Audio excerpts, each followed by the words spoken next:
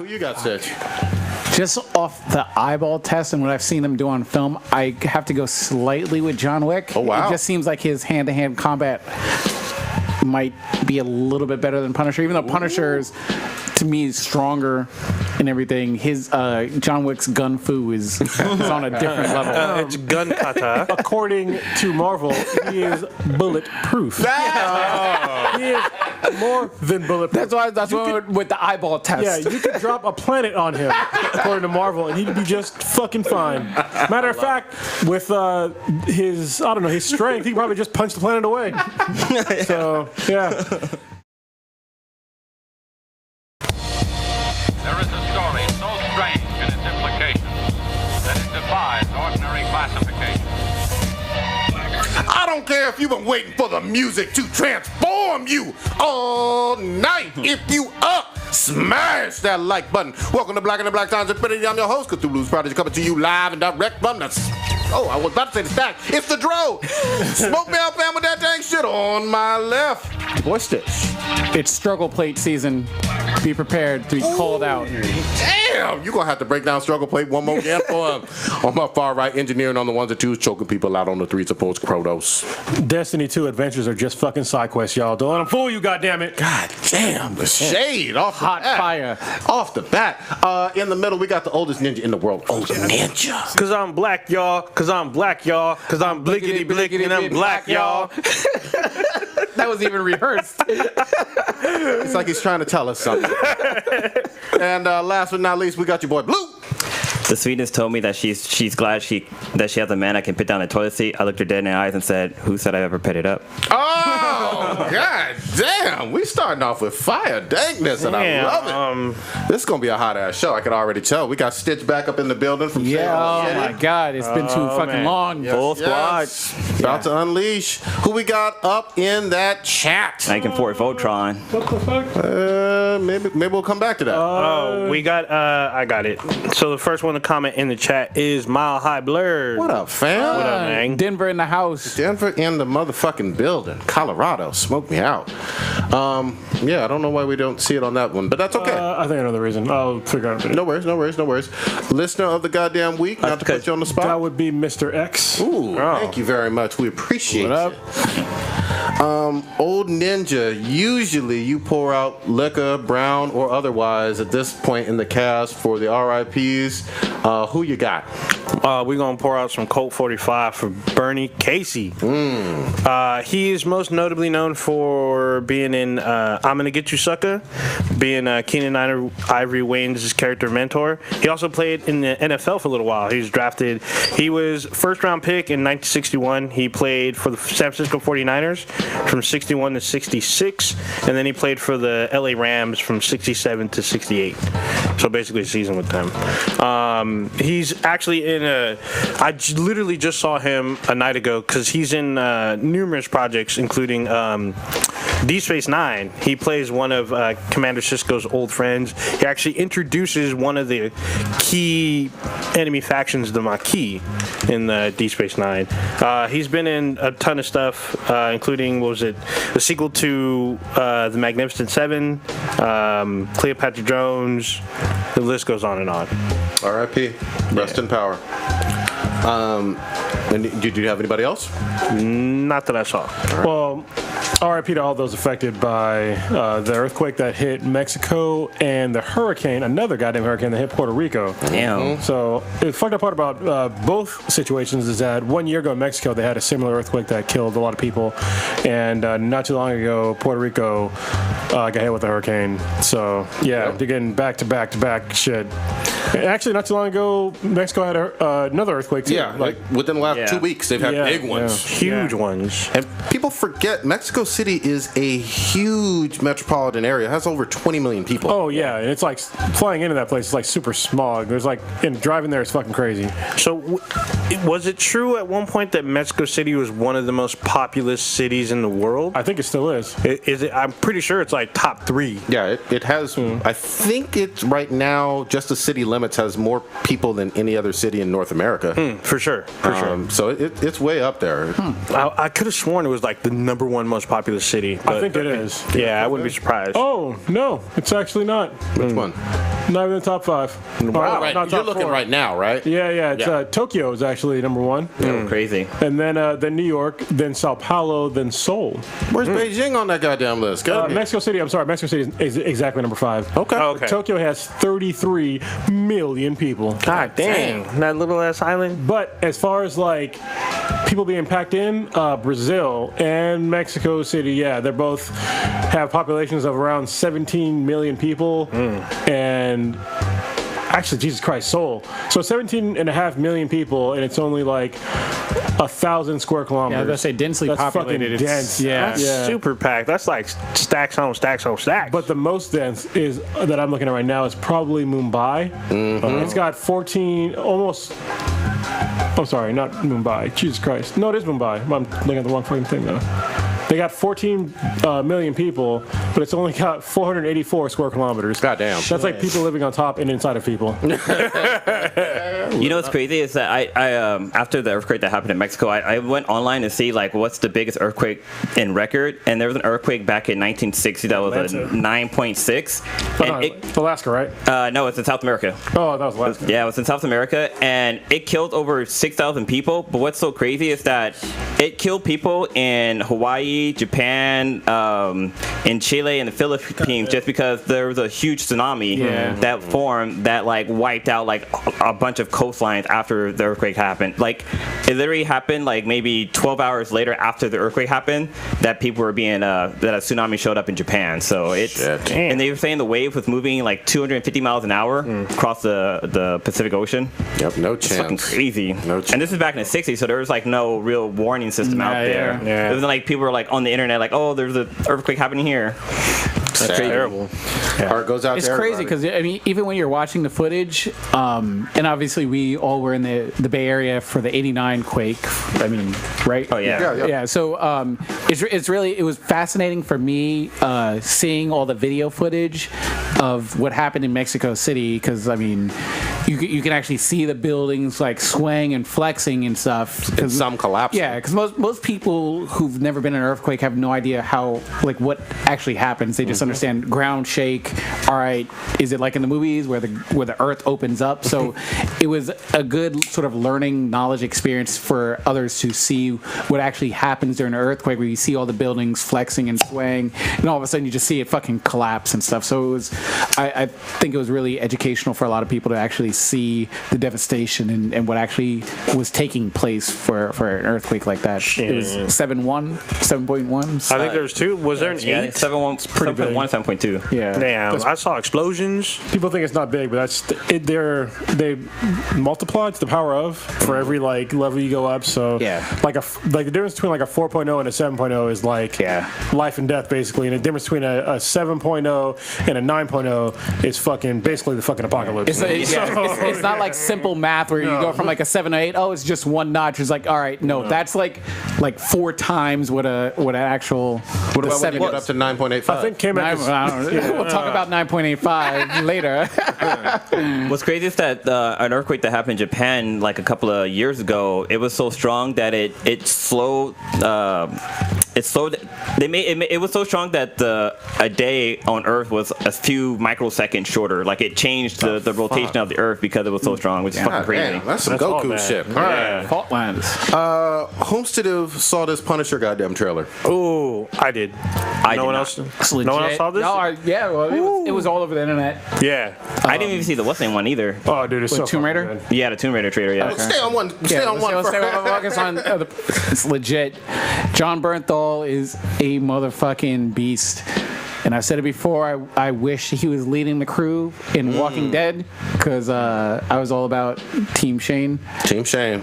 But Shane lost his mind though. dude, I'm excited. I'm hyped. I wanted to keep cannot that wait. I hope it's like 20 episodes. because whatever Punisher's doing, I'm there for it. I'm all about watching. I cannot wait for that to drop. And there was no date given, correct? I remember we were trying to talk about it in our inner group. It seems the fuzziness of November, right? Yeah, it looks This like November. Yeah, Good. That's awesome. yeah. It's like weird because it's like redacted and like it goes like fuzzy.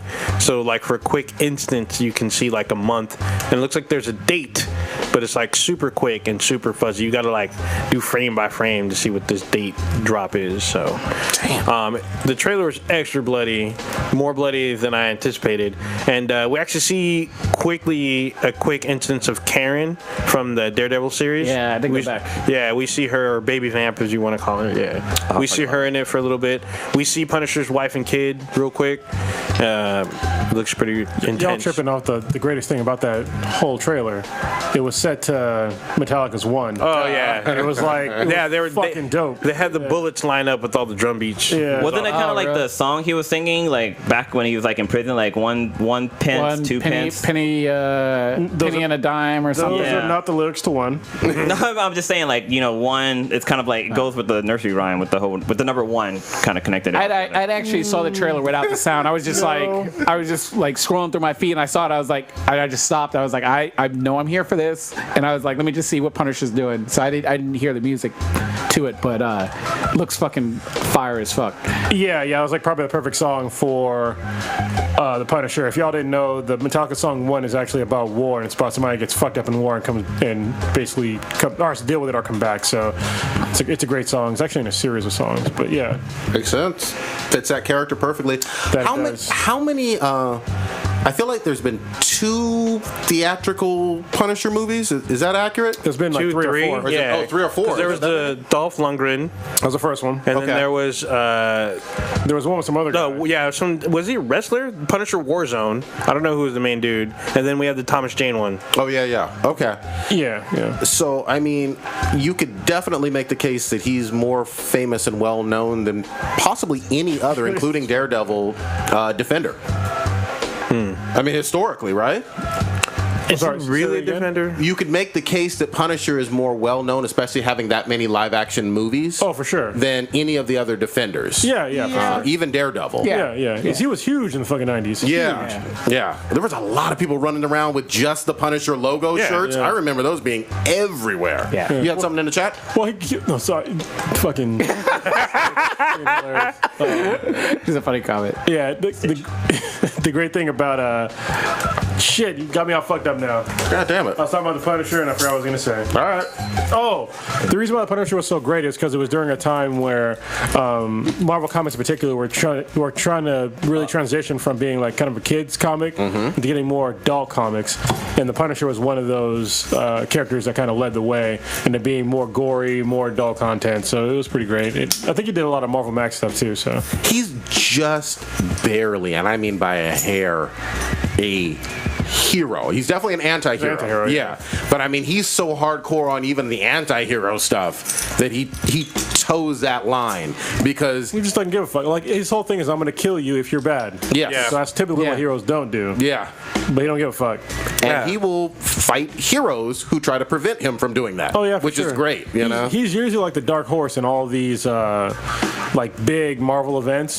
He's like the guy that can either turn the tide or not. You know. Yeah. I think in terms of on-screen adaptations of the comic book character, I think Punisher, they've done the best in terms of how they've portrayed him and understanding like who he is as a person and his. You're talking about from Daredevil season 2. Yes. So far, okay. Yeah. In terms of how they portray his internal conflict, and you understand what it is that he's about, and you're I mean, just as a watcher, you're fine with it in comparison with your moral compass in terms of like, oh, killing's wrong, et cetera, et cetera. You feel what exactly he's going through, and you're sort of fine with it, and you're down with Punisher's mission. I'm here for it. Yeah. Can't wait. Question for the group: who are you more, Team Punisher or Team John Wick? That's a You beat. putting it out there. Should we save that for a little beat and BTI later? Or? He put it out there now, man.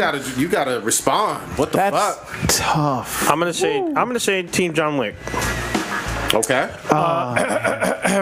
According to Marvel.com, I'm gonna go Punisher. I'm just saying, he's basically OP. Yeah. He's a god. Yeah. Yeah, he's stronger than Thor on this shit. Strong as the Hulk, apparently. I'm serious. If y'all don't believe me, you can just look it up. If you go to Marvel.com, just look up Punisher stats on Marvel, and you'll see he's like basically a god. Who you got, Stitch?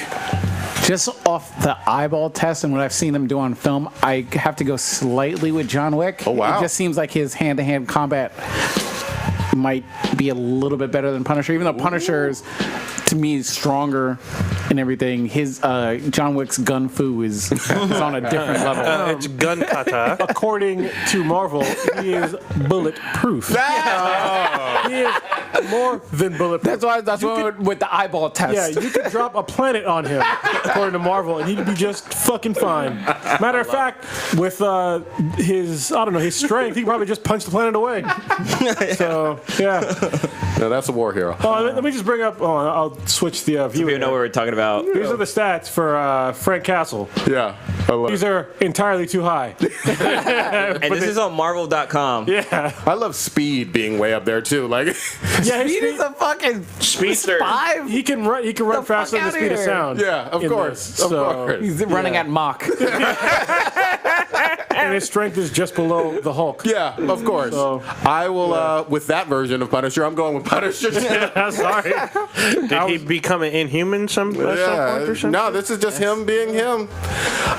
Blue, who do you have? It was your question.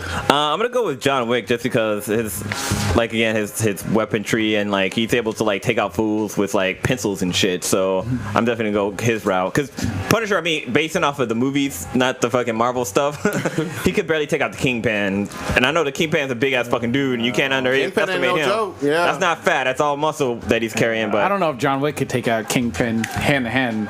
Kingpin was just he was like a brick fucking building. Yeah, he fucking was. Yeah, Baba Yaga. But John Wick knows jiu-jitsu and judo. He does. So I think he's not a chance. King's back. Kingpin knows his martial arts too, I would say. He's mostly like Western boxing and stuff. I don't know if he knows any grappling, except for like hug the guy and crush him. Them Zangief bear hugs. All right. There was another huge trailer, Tomb Raider, with what's the name of this? can't pronounce Ivanka something. Whatever. Yeah. Okay. Yeah. Someone look up the name so we Hold get on, it I got it right. She deserves credit. All right. What did y'all think of this? I'm on the fence. I'm kind of like, I'll probably watch it, but I'm kind of like, it's an okay trailer, you know? Yeah. So her name is Alicia Vikander.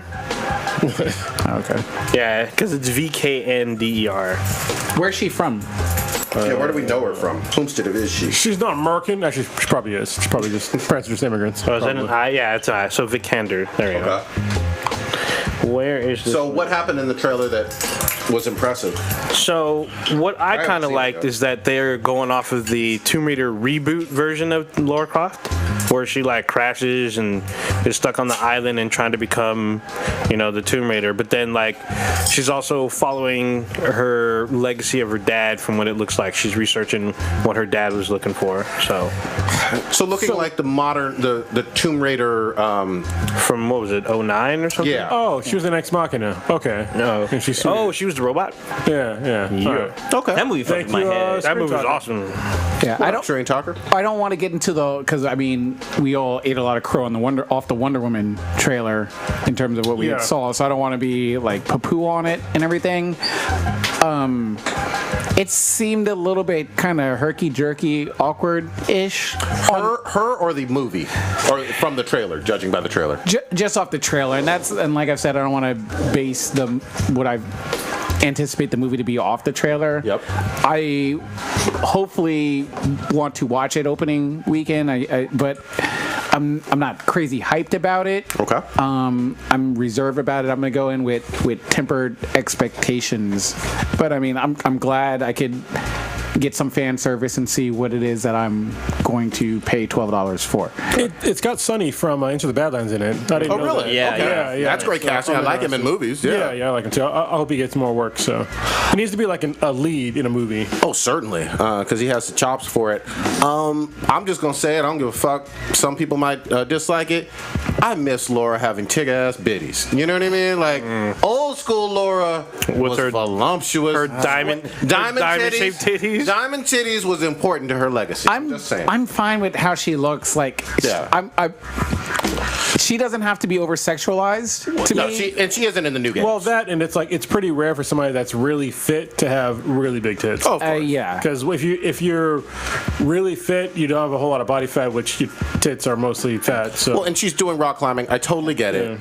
She looks like the game version, the PS4, Xbox Yeah. One version of But Laura. wasn't that character designed after an actual person who's like well They known? probably did some mocap. Probably. They probably did some motion I capture. can't remember what her name is. Because it I seems think like it's even like a movie. it seems like even the poster, I would have to see like a side by side with the game one, but it sort of looks like the same position that you see on the game. And yeah, well, and the game was great. Like, Game- yeah, the game was updated awesome. Yeah. Well, she uses the same tools though, because the Yeah, she's big got a thing. pickaxe. She has the pickaxe was huge in the first one. That's how she survived and actually acquired her arsenal to actually build, her bow and arrow. She managed to steal weapons and stuff like that. So, but that was her first. It was a tool and a weapon, and that's what got her going. And they seem to emphasize that a little bit in the trailer. I'm sort of tilting my head when she's running around with the actual like tree bow and arrow, and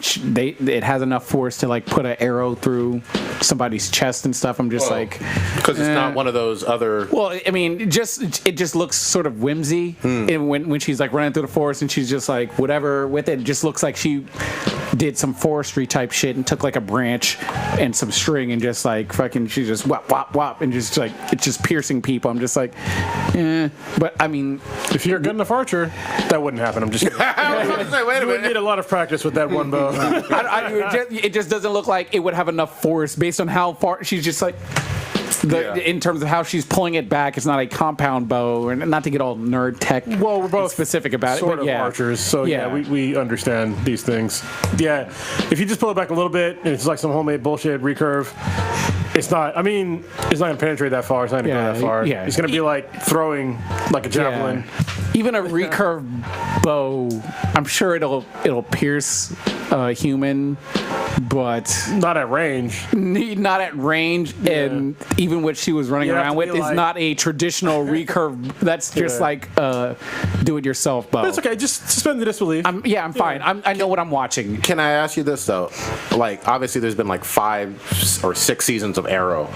I haven't heard from an archery standpoint drastic complaints about him. I suspend my belief with that. As well. Is it? yeah. I mean, but is it as atrocious as from this trailer from an archery standpoint? He pulls all the way back that I've seen. He pulls all the way back. He pulls But- all the way back. In terms of like him being able to just quickly draw it up, Yeah. just like and poof, like Yeah. that's But that's highly, part of the character too. yeah. Some people can do that though. Like I've seen people in videos that can shoot a recurve and a compound bow quickly. Yeah. So The- it's possible.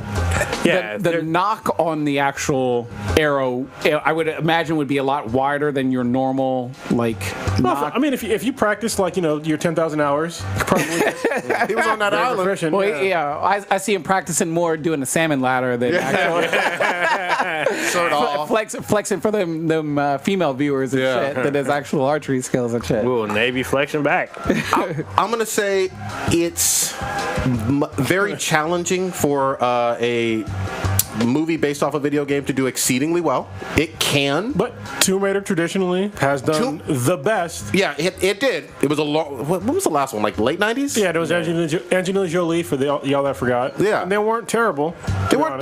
I'm not shitting on them. They weren't awful. I don't think they're the greatest. I movies don't even of think I all was time or playing the whatever, Tomb but- Raider games at the No, time. I wasn't when that either. movie came out. I wasn't a Tomb Raider game fan, but I was like, I'll watch it because I know it's a.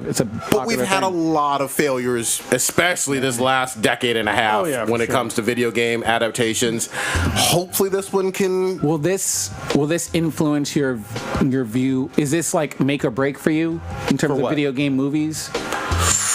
Or you're It's just getting closer. It's Okay. it's inching closer. 'cause- Supposedly we have Uncharted coming down the pipes. Yeah. in Is terms that of- what your boy Tom? Yeah. We have that coming, Tom- and then wait, they Tom always talk who? about Tom Last of Holland. Us. Really? Tom Holland's Nathan Drake. I thought they casted young Mark Nathan Wahlberg. Drake. Yeah, Yeah, I thought young they Drake. casted Mark Wahlberg for that back in. It didn't Oh God. No, that'd be awful. Jesus His Christ. fucking Boston accent and shit. It's Nate. Oh damn. fuck. Yeah. What'd you say about my mother? So, how you like them apples? Yeah.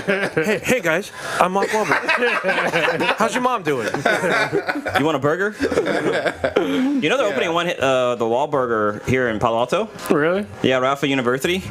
Speaking of like opening shit up, I don't know if y'all knew, but there's a comic shop that's for sale in Pleasanton, Oh wow. and I actually thought about. But the whole shop is for sale. Oh yeah, for sure. Damn. the whole shop's for sale. Okay. For like 150 I think I saw the grand, post. which Wow. is not a lot of money.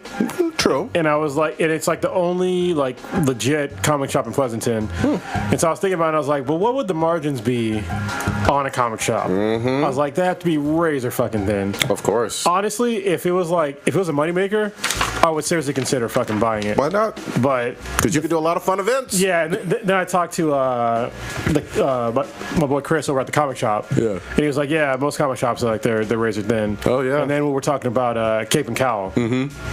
And how they do things, and it's like I think Cape and Cowl they had like a lot of upfront money, Yep. which definitely helped. And But it's still hard. Oh yeah, but I think what they're doing differently than what most other comic shops in the Bay Area are doing is they have a lot of events and they market themselves really well. Absolutely. Yeah. Like you can, Cape and Cowl is in fucking comic books. They're in the media. They go to like, you can look at their shit at that fucking A's games and shit. Yeah. You know what I mean? Eton is actually friends with some people who like work with the A's. Yeah. And when I was in that shop, they Yeah. had a whole like Yeah. the staff from the A's were there. They interviewed me. It was fucking I've fun. seen some star like Sean Mania, who's a star pitcher for the Oakland A's. He was in there doing an interview. Yeah. Like They're in there often. they're connected with that, which is really great and awesome for them.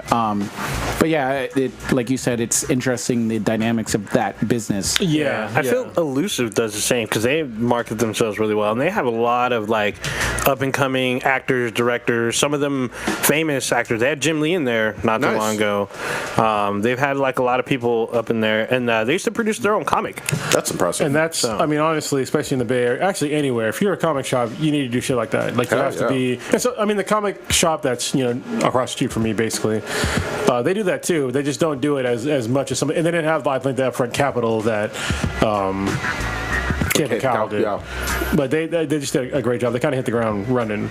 And I guess that the way that the comic shop does, like the way they make a bunch of money, which some of these other shops don't do, is they go to a lot of those conventions. Absolutely. You can Yeah. make a killing there, Yeah, I especially think- if you got a lot of people buying stuff. Oh yeah, for sure. And it's a good way to get rid of your old inventory, and it's a good way to just make money on basically the side. So Makes But sense. they have to pay for those spots though, right? At comic. Yeah, events. you got to rent the floor. yeah, but you make that shit back though. You have a sale on some, especially like with the anime and stuff, like these mangas. Not Yeah. anime, mangas. Sorry, y'all. You can sell the actual DVDs or Yeah, you Blu-rays could. of anime Yeah, too. yeah, but I mean, you can make a lot of money that way. So Hell yeah.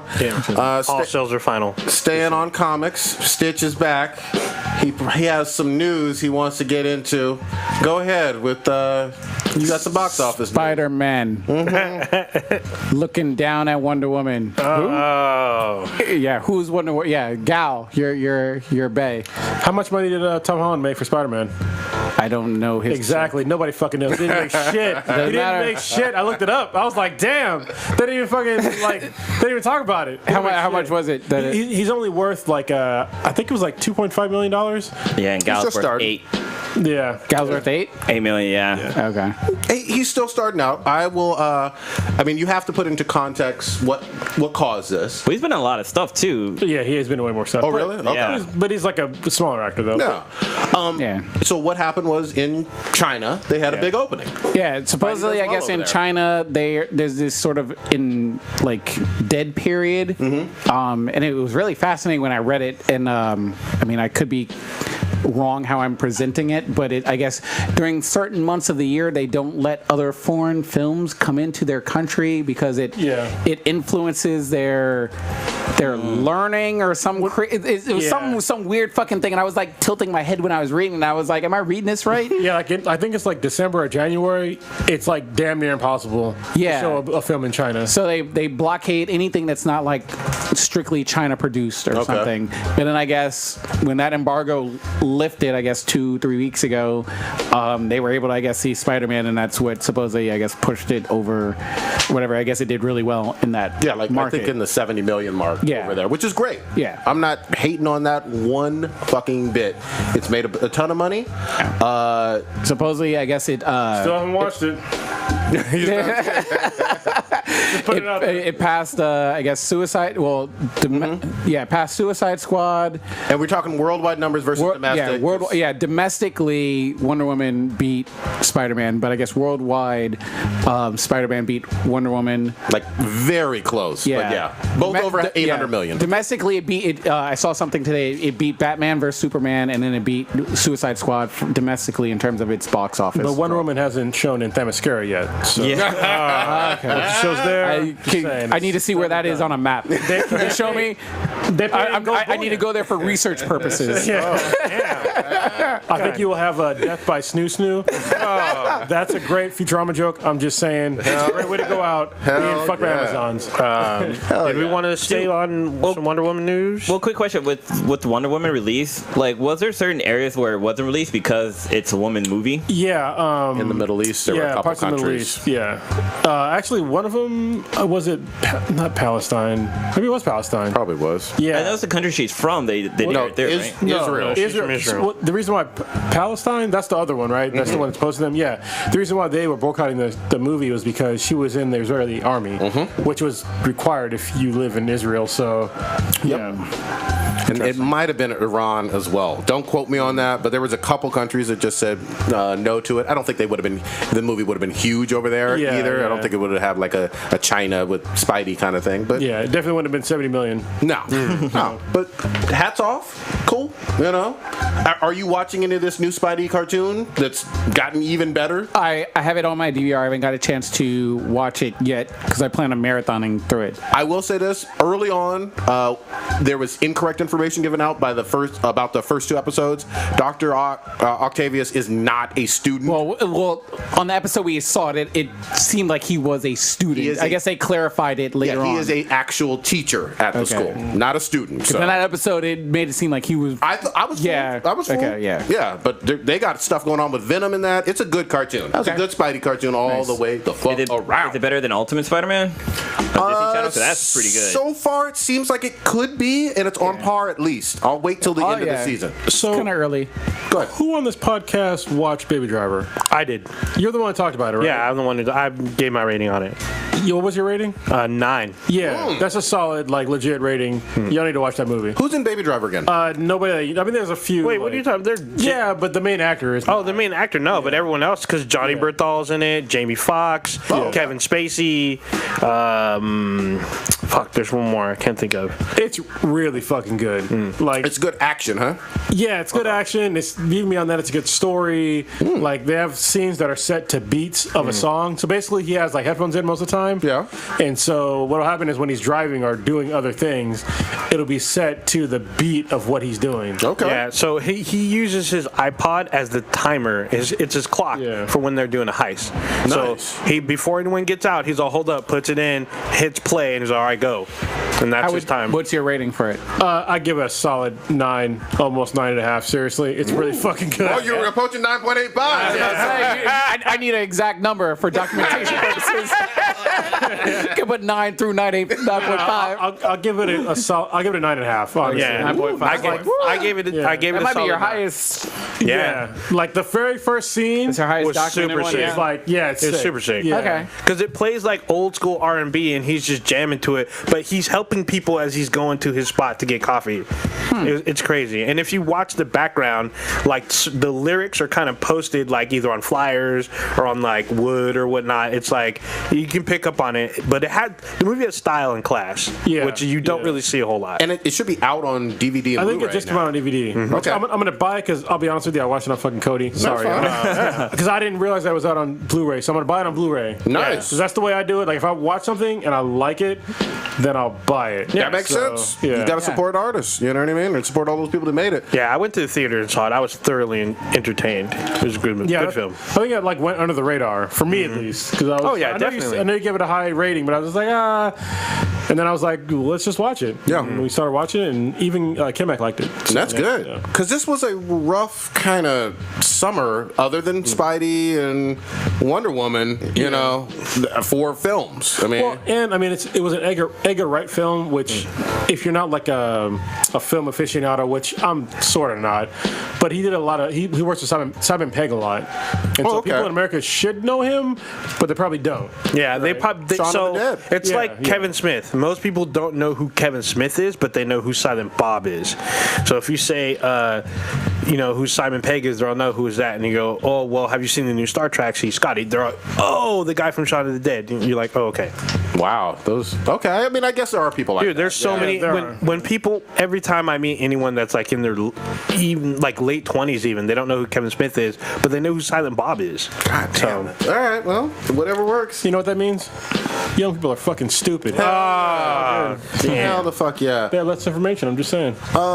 Let's do a little bit of controversial one. Which one? Not even controversial. I know we're all going to shit on this, but Paste Magazine. Did y'all hear this? They had a interview with a casting director who remained anonymous. What the fuck is Paste Magazine? Some bullshit. Who reads magazines? I mean, it's some kind of bullshit magazine. I don't even read Playboy. Yeah. You can look up what it is. Like, I don't read Paste Magazine. All I know is this kind of went viral. First of all, I get skeptical. Anytime I hear some sort of sentence with some sort of outrage or someone says something, I always try to check the source, and I'm like, like that doesn't even register for me. Fact check. We can pull stuff up right Like, now. is it like a legitimate news source? Like, what does Paste even fucking do? They copy and then Exactly. So why are we taking that word from some shit? Now, like, I don't even know. Maybe it's just like a I've never heard niche of this. that I'm oblivious to. Maybe they're a fake magazine. I'm not, I don't know. Yeah, is it All an I know actor is thing? Is it like a People? Is it like a Maxim? He's on the website right now, so at least they have a website. It is a website. Well, they've been around since 1998. All right. I've never heard of the fucking. I've been around longer than that. I'm just saying. Yeah, We're all older than that. My high school newspaper been around that time. So I guess they had interviewed an anonymous casting director in Hollywood, and he made the statement, or God damn it, I can't even speak. Quote, Asians are not very expressive, and that's why we don't cast them in Hollywood. And then obviously Twitter and quite a few other publications blew up. There is no name attached to this. God damn, I wish we had Bunny Man. Bunny Man, yeah. Yeah, I think he's on the way back right now from New York. New York, yeah. He's a busy man. I think he is. But it's kind of hard to attack a casting director when you don't know who actually said this. Yeah, You can attack Hollywood though. But I'm not going to credit. Does this person speak for Hollywood? I don't know. Yeah, we don't know who this person is, and he's just speaking from the position of I'm a casting director. I don't know if he's. That's like a really bad way to put it. I think that if the person would have said that there might be, in general, that they were more conservative, that might have been a little bit more, I guess, PC. Yep. But saying they're not expressive as an actor, I mean, I have to kind of disagree. Oh, hell yeah. Especially when you have people like Bruce Lee, he's pretty expressive. There's been like other actors Jackie too. Chan. Yeah. I mean, come on Shit, now. Ming Na Wen. Yeah. That's my girl. Yeah. We just talked about Sunny. Not Joan. Joan Chen. No. I'm thinking of goddamn. John Choi. What's the guy from the Star Trek movie that plays? Oh, it's He's also in shit. not Jay and Silent Bob, but It's John Cho. Yeah. John Cho. I'm thinking of in the fucking because I watch Elementary a lot. And she Oh, plays Lucy Joan. Liu. Lucy Liu. Goddamn, thank you. Sexy ass. Lucy Liu is Lucy expressive. Alexis Liu. boy. Yeah, it's Asian with freckles. Goddamn. Damn. The fuck? I'm gonna look her up right now. I'm just saying. Yeah, I mean, obviously, the blowback was some racist shit. I have a problem with this being an anonymous interview with a blank casting director in a lot of ways. But go ahead. So we've heard from. Damn, Lucy was almost fucking 50 years old. She's fine as fuck. Look at Ming Na Wen. She better got some eggs up in Oh there. yeah, Ming Na Wen too, She's yeah. 50. She's over. I think she's like 52, 53. She's so fine. And she's still bad. Bet you could shit on a carpet. See, See, this is what got you She's in classy. trouble. She just pees. Oh! She'll write your name out. Exactly. In cursive. Oh, God! Proper cursive too. This is why we ain't gonna have Lucy on the cast. Shit. What were you saying, Holy Ninja? Yeah, but it's not the first time that we've heard from like people that are in the industry that hint that Hollywood has their, their mainstays. They have the white male, save the day type thing, and then we've heard in the quote unquote other industry from our interview with Ella Darling. Porn? You can say the word porn. Yeah, Is that what you're talking about? Well, fuck films. Yeah, even then, like we've had, an admittance from an actress who's saying, this is what she was told not to act, not to do interracial. We've heard, other actors talking about, this is the kind of part that they're looking for. This is what they kind of get, so it's a little different for us. So it's a little difficult. I mean, there's like two sides of the story, right? Like one side is, I guess saying that they're not expressive, but there's like another side of the story that people probably aren't talking about. There's not a shitload of Asian American actors. You know what I mean? Probably because they're being pushed to do other things in general. You know what I mean? That don't have shit to do with entertainment. So I mean, that's the downside, is that you're only going to get like a very small subset of Asian American or just Asian actors that act in American movies in general, because there's just not that many of them. Because they're being pushed to other things. It's like African American people in general. Like I don't see like a shitload of African Americans in the IT industry. Like everywhere I fucking work, it's just me. Yeah. It's just me. I totally hear that. I will say the ones who are in, I think that they most likely have to overcome quite a few stereotypes and shitty casting directors and all of that. Getting The ones that are in. typecast and like, do you know Kung Fu? Yeah, that kind of bullshit. Or because you're an Asian male, like we've always talked about, you're not going to be cast traditionally in any type of romantic relationship with anybody. Which is changing, but yeah. I mean, I think that there's bullshit that goes on in Hollywood. Nobody likes stereotypes in general, but Oh, speaking of which, shout out to B.D. Wong for his Emmy-nominated performance in Mr. Robot.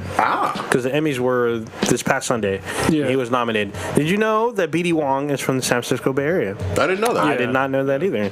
But yeah, he's from the Bay, and he played Hugo Strange in Gotham. the Asian dude from Oz. Yeah. Okay. Yeah, He was the doctor.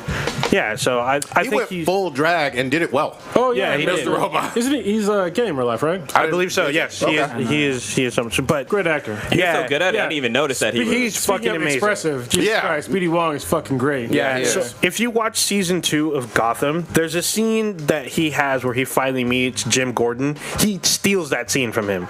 He overpowers the actor that plays Jim Gordon. He owns that whole scene, and it's very powerful to watch. He has the best lines. I can see why he's nominated for an Emmy. I've always thought he was a great actor. Still is. Yeah. Well, we all respect him. Did anybody actually watch the Emmys? Who's to do? Yeah. Okay. That's what I figured. Yeah, you know my thoughts on especially industry award shows. They're basically just jacking off in each other's faces, and it's kind of annoying. Mushroom soup, cream of mushroom soup. Yeah, just yeah. all Just, over. just stop jacking off. God damn it! Well, what's name was on Monday. The I can't what make was it? chicken and dumplings again.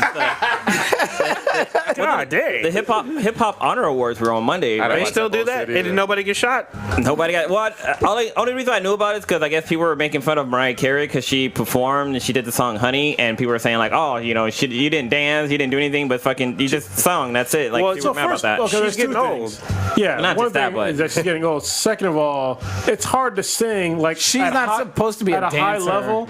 She's and- never danced any of her videos. Yeah, well, no, she does dance a little bit, but it's hard to sing at a high level and dance. Yep. You know what I mean? She's she has one of the highest Octaves, octave ranges of anybody on the fucking planet. That's Mariah's bread and But butter. she doesn't if you go back and watch her videos, she doesn't dance. I mean, she do a little bob here ain't and there, trying to but she Mariah- doesn't. yeah. She's not a dancer. So I Don't know try why to make people are Mariah complaining Carey about it. into Beyonce. Hold up. Mary J, Celine Dion, what's that fat British chick? Adele? Adele.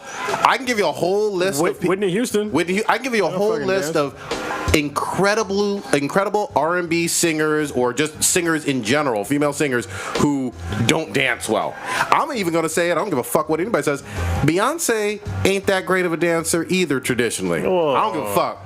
Not compared to like Janet. You can be choreographed into making yourself look like a fucking great dancer. That shit ain't hard. To fucking do an 8 count over and over again. Yeah. I've been to fucking elementary school recitals. Those talentless motherfucking kids dancing around. With your recorder, you gonna talk about comparing yourself to these women on stage. I'm just saying. Being able to choreograph and do some shit does not mean you're a good dancer. Britney Spears can choreograph and put on a nice routine where she's doing whatever step 1, 2, 3, 4, 5, 1, 2, 3, 4, 5, doing whatever. That doesn't mean you're a fucking good dancer. For what I'm saying. Now, I think Britney can actually move. Back in the day, I need to see her in a club in a natural environment when just something that her own song is on. Prodigy, check her the screen. dancing. You trying to tell me that we about to see Be Once not be able to break it down? Okay. Okay, that's not too hard. I'm sorry. Describe what we're watching. We're watching a choreographed dance routine by Beyonce and her dancers. But I'm too like mesmerized by how her thick her fucking thighs Her are. thighs are thick. Her thighs are thick as fuck. I can't even Okay, concentrate. so actually, so far I'm on Prodigy side. I don't think she's amazing. I can do everything that she's doing right now if you gave me a couple days. If you get essentially you're breaking everything down to a 4 or an 8 count, and that's essentially what all the dancers are doing and everything. And once you get good at something, you can fucking do it. What's great with Janet Jackson? Like she actually did her. Janet Jackson did a lot of her own choreographing, and she also worked with other artists too with dance moves. Janet Jackson, Paula Abdul, J-Lo. J-Lo, yes. Yeah. Yes. Well, she was a fly girl. Yeah, she was. Like she did all the fly work. hoe. No, Oh god damn. Damn. You know, I mean, look. All right, you know what? I'm gonna be on Team Prodigy on this one. It's hard to do both. It really is. I understand. In a music video, she looks like she can dance pretty dope. But the thing live, it's different. We're not.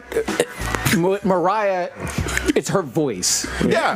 Everyone fell in love with Mariah because of her voice. Beyonce is not singing in these motherfucking things. These are all fucking auto-tune recording things or whatever. That's why every once in a while you see one of these actresses get put on blast because her voice ain't matching up with what's coming through the fucking thing. Like some Jessica Simpson, etc. They're just holding a microphone just for fucking show and everything. And then all of a sudden, the music's not playing in my ear. I'm all off tune. I can't sing. Well, essentially, no one expects you to be doing a fucking full-ass workout routine and be able to hit those notes on perfect pitch without you fucking exhaling and breathing. Because you notice what we're watching Beyonce, but you notice what she's not doing as she's doing these moves. She ain't fucking singing. Exactly. Yeah. So, but I'll give credit. It is hard work to even learn those moves. Oh, for sure. You know what I mean? Like I am not a rhythmic person on my fucking dancing. I can't, really get down. I'm not fucking MC Hammer. But I think she's more known for catching pop tunes. I don't care about Mariah Carey dancing. No, or whatever. I don't either. Yeah, it's some sprinkles on the Sunday, but I'm here to hear Mariah hit those high notes. Yes. That's what everyone loves Mariah for. At least what I fell in love with Mariah with, and her sexy ass legs. So look, if you look at Beyonce's choreography, and if you've ever seen some of Mariah's choreography, it's nowhere near as intense as Beyonce. Truth. Not even close. She's put in the work. Beyonce's voice is nowhere near. I'm gonna fucking say it. It's nowhere near as good as Mariah Carey. No, they're done to say Facts. fucking Especially Mariah Carey in her prime. And Facts. Beyonce is a good singer, but she's not like Mariah Carey level singer. Mariah Carey's elite. I'm gonna say it. I prefer voice for voice. Christina back in her day could blow. Oh, Christina Aguilera was on. Christina put a lot of folks to shame. Christina Aguilera won. Yeah. That whole her first Britney thing. Christina Aguilera won. Oh yeah. Oh shit, Wild Dog. He's talking about Tina Turner. Yeah, she could break down too. Oh, with her dancing. God damn. Yeah, she had the total package back in the she day. was Yes. Yeah. She's still swole. She probably knocked the shit out you. Dude, if you want to talk about Black Don't Crack, look up Tina Turner, man. I haven't looked up 60 recently, but She's got that Buddha shit going on, man. back in the day, That's Damn. crazy. Yeah. Damn, Anyway. how did we get on this? Yeah, we were talking about the Emmy. Okay. But I wanted to jump back to it's not on the list, but we talked about it in our private little thing, and actually it was brought up to K-Mac, or the Earth Girls Are Easy. So GLAAD was coming at Warner Brothers about having them admit that Wonder Woman is bisexual. For the movie. They wanted movie. they wanted acknowledgement on the big screen Yes. that she was At first, I thought bisexual. so they I thought wanted you were talking to show about us she was GLAAD. bisexual. I thought you were talking about GLAAD, like plastic bags or some shit. Oh yeah, yeah, plastic bag. Wants her to. No. Okay, Yeah. no. All right. And it's not to say, like, I'm not shitting on people that are gay, lesbian, whatever the fuck. That's not my issue here. If you want to talk about things that Wonder Woman was, why not have the BDSM community have her come out as a submissive? Because that's what she originally was. All right. Recently, one of the new writers, one of the newest writers for Wonder Woman, has said that he thinks that she Is bisexual. definitely bi, yeah.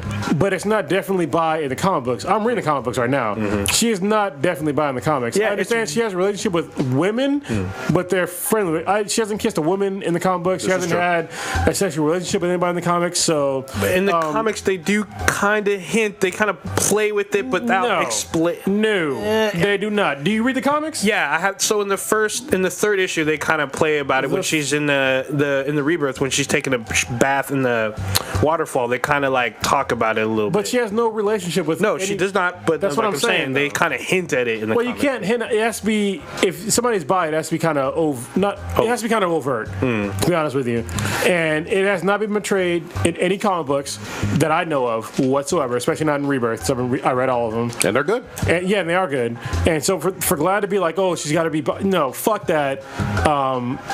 If you want to have other heroes, you could call out Iceman.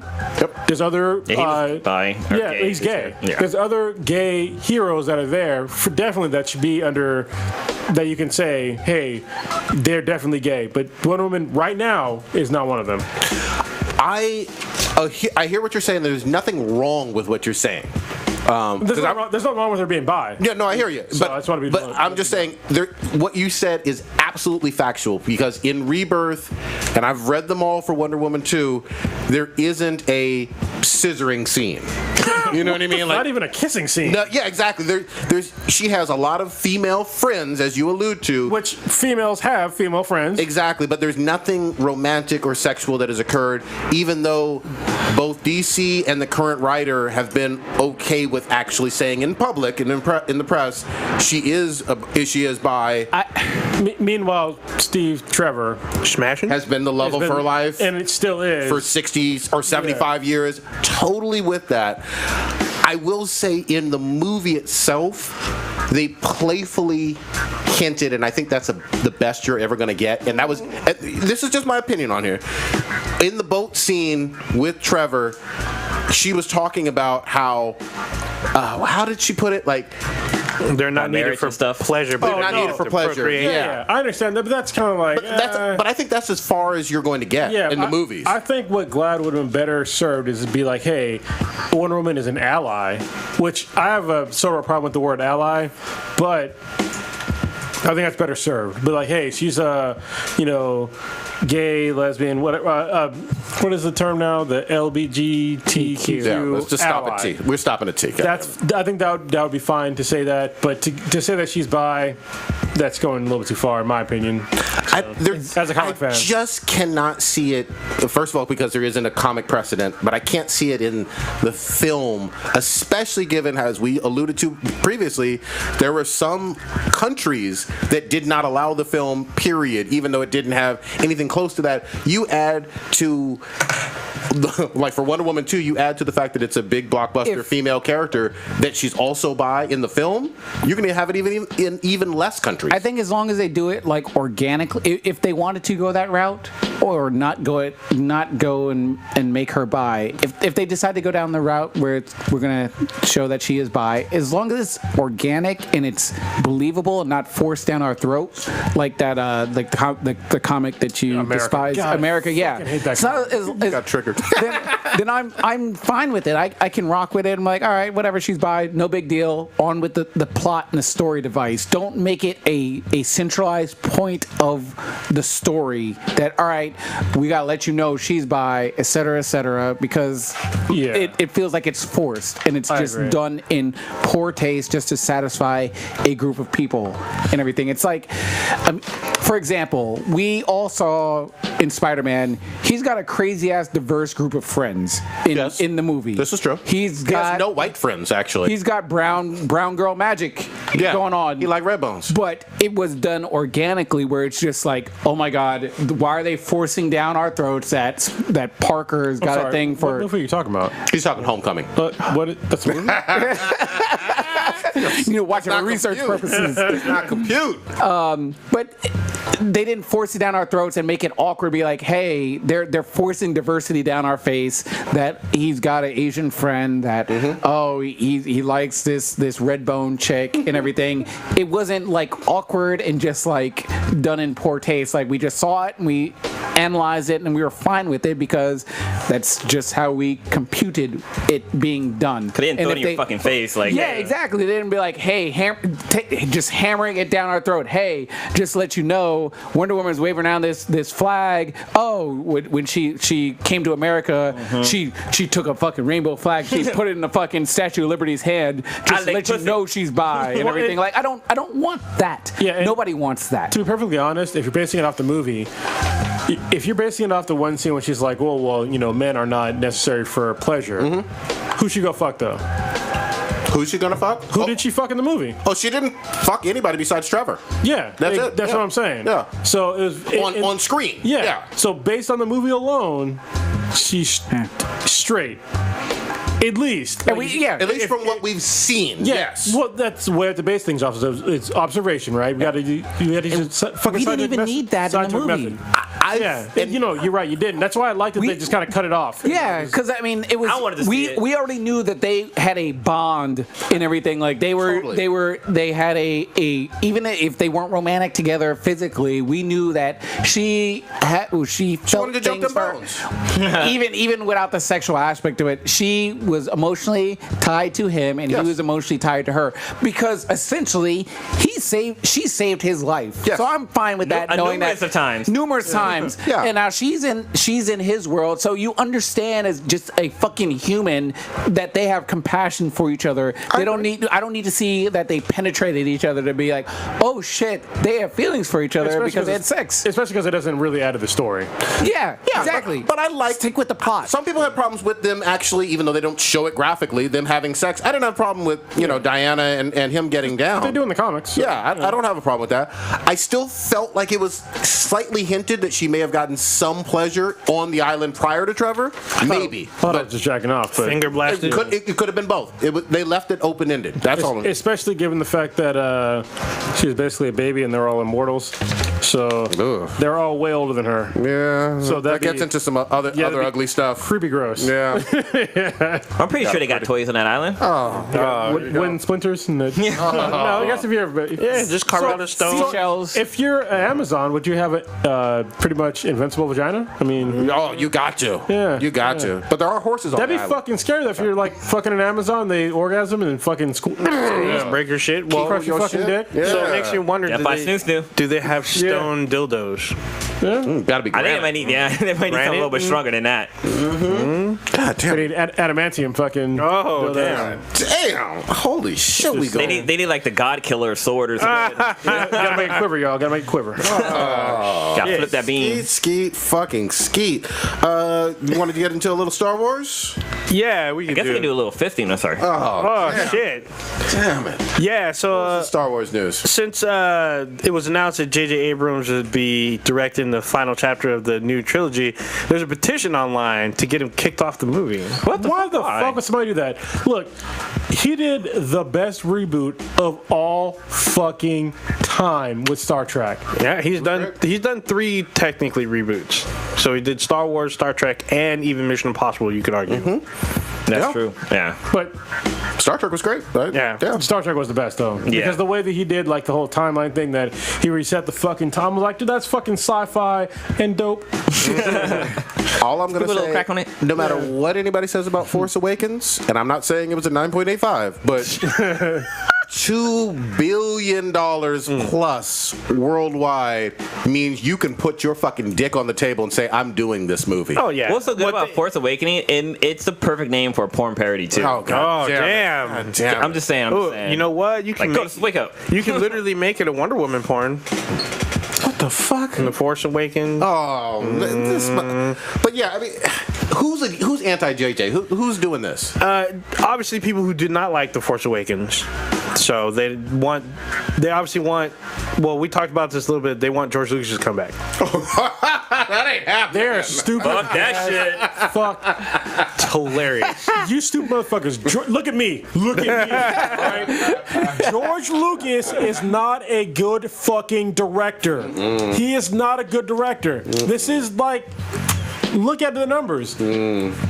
Episode fucking, what was it? 1, 4, 2, and 3. Yeah, 1, 2, 3, 4. 1, 2, That's 3, it. and 4. Yeah, that's it. They were not great movies. The reason why the whoa. next ones were good was because 5 and 6, they were directed by a fucking different soap opera director. I will defend 4. I mean, that started it all. I gotta can't say that was a I bad gotta say movie. 4. No. But compared to like, what's the best? Star Wars movie? Empire's my favorite. Thank you. Hands down. He did not direct that movie. I'm he with you on that. But I will never say 4 is bad. Yeah, I can't can say never that. say that 4 was the worst. That's what kicked it off. He has great concept. He has great concepts. He has, I guess, great.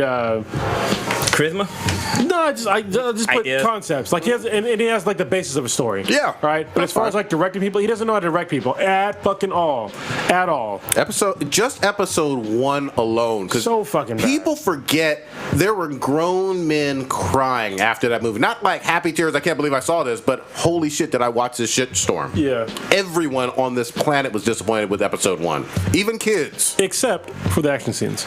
Yeah, action scenes were. I mean, it has The best probably the lightsaber best scenes. lightsaber shit ever committed to I'm film. still a little disappointed on how quickly He didn't direct that action scene though. So. how quickly fucking Darth Maul died. You know, for having such a great villain that I wanted to Yeah. see. That was a long action scene. Are you like revisionist historying this thing? No, I'm just saying he wasn't in the movie as much as I wanted him to be in. He was in that action scene, but Darth Maul I thought was going to be someone, before seeing any of those episode 1 through 3, I thought he was someone who was going to be at least in episode 1 and 2, or a big major villain that would rival Darth Vader, or you know. Yeah. He was. I mean, He was a pawn. He was, Yeah, he was a pawn. low level pawn. That's exactly it. That's what I was disappointed in. The fight with the lightsabers, cool. I'm fine with that. But the character itself, I thought they shortchanged that. Well, Yeah, he literally has like 2 lines in the but movie. He does come back. You get more in the comics and in the animations. Yeah, don't get me started on that. Same thing with like General Grievous. Yeah. Way better in, because like nobody understands why General Grievous is so fucking terrifying. Watch Clone Wars, the Genndy Tartakovsky animations. It's like they're like 10 to 15 minute episodes. Yep. Except for like I think the last couple, they're like 30 minutes, but it shows you how terrifying General Grievous is, and also why he loses to Mace. Mace is the last one he fights. he doesn't. But you don't see him lose the Mace in the movies though. Oh yeah, He no. loses to what's the fucking He guy's loses name? to Obi-Wan. The reason why I lose to Obi-Wan is because Mace Windu fucked him up. Yeah. And it's only because of like a certain amount of things happen. And Mace Windu is a way fucking better Jedi than Obi-Wan. Way better. Agreed. I liked Grievous a lot more than I liked what I got from Maul. But he murdered so many fucking Jedi. Yeah, he does. He's in that badass. version. Yeah, if you really want to see Darth Maul do like amazing shit, you have to watch the Clone Wars and Star Wars Rebels. Yeah. Because that shit's canon. I wasn't too happy about it, but where they took him after they brought him back actually spans like a decade, and it's actually really interesting about what happens. So Holy shit. Do you want to get into some of this, what was this, Switch news? You must have put that on Yes, there. I did put it on there because I have a Switch and I haven't played it in a while, but I'm going to soon. So the Switch is finally delivering on another promise. And to date, the Switch is selling better than the PS4. Actually, I'm sorry, selling better than the PS3 Okay. as far as like the same time frame. Oh, so you're looking at like a 6-month time frame? Yeah, like Okay. in like the 6-month time frame, I think the PS3 sold 666,000 and the Switch is over 1.5 million. Okay. So it's selling very well. So with that comes additional third-party support, which they promised from the get-go. Bethesda, who previously dropped Nintendo, particularly the Wii U, they came back to Nintendo. Obviously, with Skyrim, they announced that before the Switch was out. But now they are bringing new games. Wolfenstein 2 is going to be on the Switch, and so is Doom. So Wolfenstein 2 is the brand new one that drops in October? Yes. Okay. It's coming on the Switch. Payday 2 is coming on the Switch. There's a whole bunch of... There's like 7 or 8 new first-person shooters that are coming to the Switch. Okay. Third-party support is ramping up, and I think it was Credit Suisse has changed their projection for the Switch from console to handheld territory. So they went from like 73 million to 150 million projections. They doubled their projection. So none of the Wolfensteins have ever been on Wii or Wii U? No. Okay. No. I'm familiar with Payday. How do you talk on the Switch? That is a problem they have to fix. You have to use like you have to basically use your cell phone and an accessory. Because for those that haven't played Payday, Payday is sort of like a heist game where you play with it's all heist. You work with people and you try to break into a vault or a safe and everything with other players, and then you hold off the police and do all the other kinds of shit. That's why I've never played what was the other game that you... Doom and Wolfenstein. Yeah, I didn't play that one, but Those aren't online. yeah. Well, Doom is. No, actually, no. Shit, it's not. I thought it was all single Yeah, player. you're right. I'm thinking of Quake. Sorry. So, and there is a single player aspect to Payday, but it was not good. Yeah. So how are they doing it with Payday online if you can't talk? Splatoon 2 does have like this whole like convoluted system on how you talk, and it has to do with your cell phone. I think that Nintendo's gonna have to like break down and like make it native on the Switch. And one thing that the Switch does not have going for it is that there's no Bluetooth capabilities. That sucks. So you're It sucks, but if you're in the handheld mode, you don't really need Bluetooth because it's in your fucking hand, right? But if you're playing and I want to make sure I understand the cell phone part. You're on your phone on like speaker? How are you on your phone? You plug in your headset to your phone, and then you use like there's a Nintendo app. Can I do other shit on my phone? Or is that just primarily like it's locked into that? Like if I'm watching, I haven't used it, Okay. and the reason being is because if you're on the go with the Switch, then obviously you're not going to have the same sort of connection to the internet. but I'm just like envisioning, like let's say I'm on BART and I'm playing Payday or whatever. You're not playing that online. You can't play Payday online. Well, no. I mean, just think about traditionally. How are you going to play a fucking game like that online? It just. Well, because Payday is it's an online game. It is, but you have to think about it in a different way. If you grabbed your PS Vita right now and Payday 2 was on there, how would you play it online? Oh, I can tell you though. I mean, I know. the only way to do that would be to have the actual Vita that had the 3G. Yes, where, and just the like 3G a cell phone. is probably not good enough to play next-gen games. I would concur. So that's the problem that Nintendo saw, and that's the reason why you have like this convoluted system to do it. Because if you're playing mobilely, there's no way to really do it. Yeah. Okay. So I understand both sides. I understand players' frustrations being that, hey, why do I have to use this convoluted system? I understand Nintendo being like, hey, we're not going to invest money into making this be a mobile online game when there's not infrastructure yet to do so. So it sucks, but it's not there yet. Like there's no way that you can hop on a train and expect to play consistently an online game and expect no drops. Yeah, I mean that's why you won't see like Overwatch or The Division or I mean We're just not there yet. yeah. So I think Was Borderlands on the Vita? Borderlands 2 was, What I'm saying was that online. Were you able to do co-op on that? I didn't play it, but I believe you were, again, if you were in a place that had Wi-Fi or you had the 3G version, maybe. But even the 3G version, that's not fast enough to play online. But let's say you're playing I just never like that. I never tried it. Well, Yeah. You can barely watch video. If you're playing on let's take the whole 3G thing, Wi-Fi. Let's say whatever you play at work. Wi-Fi's fine. Supposedly it But you still worked. can't do that. The whole communicating thing seems to be, like you said, convoluted. Yeah. Putting it mildly, based on how you need to talk. I need to talk through my phone to talk to people. Yes. On a thing. Is there some latency in terms of how quick? Yeah. Okay. Definitely, Vita did it better. Okay. Because you could do it, right? On the Vita, there was Okay. like native. They had Bluetooth and you had like headphones and shit like that. Definitely worked better. But it's basically through Wi-Fi. And if you're like traveling, there's no way you're going to get Wi-Fi like that. Especially in like even a hotel room Wi-Fi is going to be iffy. Yeah, you're fucked. Oh, okay. So, I mean, I get it, Nintendo. It just seems, I'm just glad we're getting more third-party shit, to be honest. It just seems awkward. But like you said, and then like, But I would be curious to see like if me talking on my Switch through my phone, does that paralyze anything that I want to do on my phone? Like I can't receive text messages. I can't. I'm pretty sure I heard. I've been drinking though.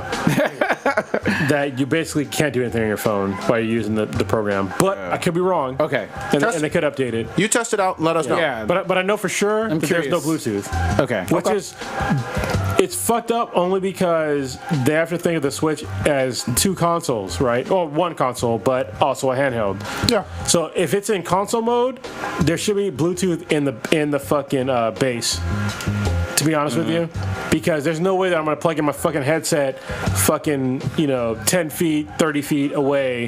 You know what I mean? Yeah. They should have put it in the base, which they could do. They could release a new base for their shit, if possible. Or like they could do proprietary headphones where you just like somehow attach it to the, is long there as any cord. There's proprietary heads. There's like the Splatoon. Let me show you. Yeah, I guess you could do like I'm wondering what's on the dock, like what kind of Jaybird type. yeah, what kind of like what a kind dongle. of yeah. Well, what kind of inputs are on the dock? Can you like? It's basically USB-C shit. Okay, so there a like headphone if jack? you have a USB receiver, like the Wavebird or whatnot, you can probably do like a Bird. yeah, like the Wavebird was a wireless controller, do wireless headsets. Yeah. You So just have it. here is the Japanese picture of like how it works. Fuck. It's all that. Oh, Oh, it's all That bad. look complicated like fuck. That was a fucking flow chart. It is a flowchart because it's too look, complicated. yeah, What you got to the plug in. shit? So look, you plug in your phone to whatever. I'm not doing that. What the fuck? Yeah, it's all bad. Holy shit. So this is how you do it on No. Switch. Just no. So basically, hold on, let me break it down for everybody that's listening. Can you put that in the chat? Oh, it's in the chat. It's okay. already- No, it's in there right now. So you basically have to plug in this dongle. This is for the Splatoon 2, which probably work for other games too. You plug in a dongle to your Switch. That dongle also plugs into your cell phone, and that dongle then goes into your headphones. So basically, your cell phone talks to the Switch, that talks to your headphones. So it's like 3 connections. If you're on the go, it's a fucking mess. That's a lot. Yeah, it's a lot. That's a mess. Yeah. Even if you're not on the you go. gotta let us know how that whole thing works out. Yeah. Because I've played Payday. I love that. It's one of my favorite games Part two, to play. part Yeah, two as 1 well? and 2. Yeah. Okay. So I'm like I said, the delay in terms of like I'm saying something in my phone in terms of it, the players actually Yeah. hearing what the fuck I'm saying, because with that where you're it's a game where you have to be synchronized and be like, all right, you blow the safe, you do whatever, all right, Yeah. cops are coming, etc. I'm curious to find out the delay in terms of like when I'm actually saying something from they're hearing it. They might fix it because, to be honest with you, like that whole dongle thing, it's all fucked up. But to be honest, like through software, you should be able to like enable features of a headset because obviously the headset connectivity is there. but you just can't use it without the supplement. So I think what they could do is be like certain games are Wi-Fi only or LAN only, Okay, yeah. and you just play in the headset, and then it'll work. They can easily do that through software. Okay.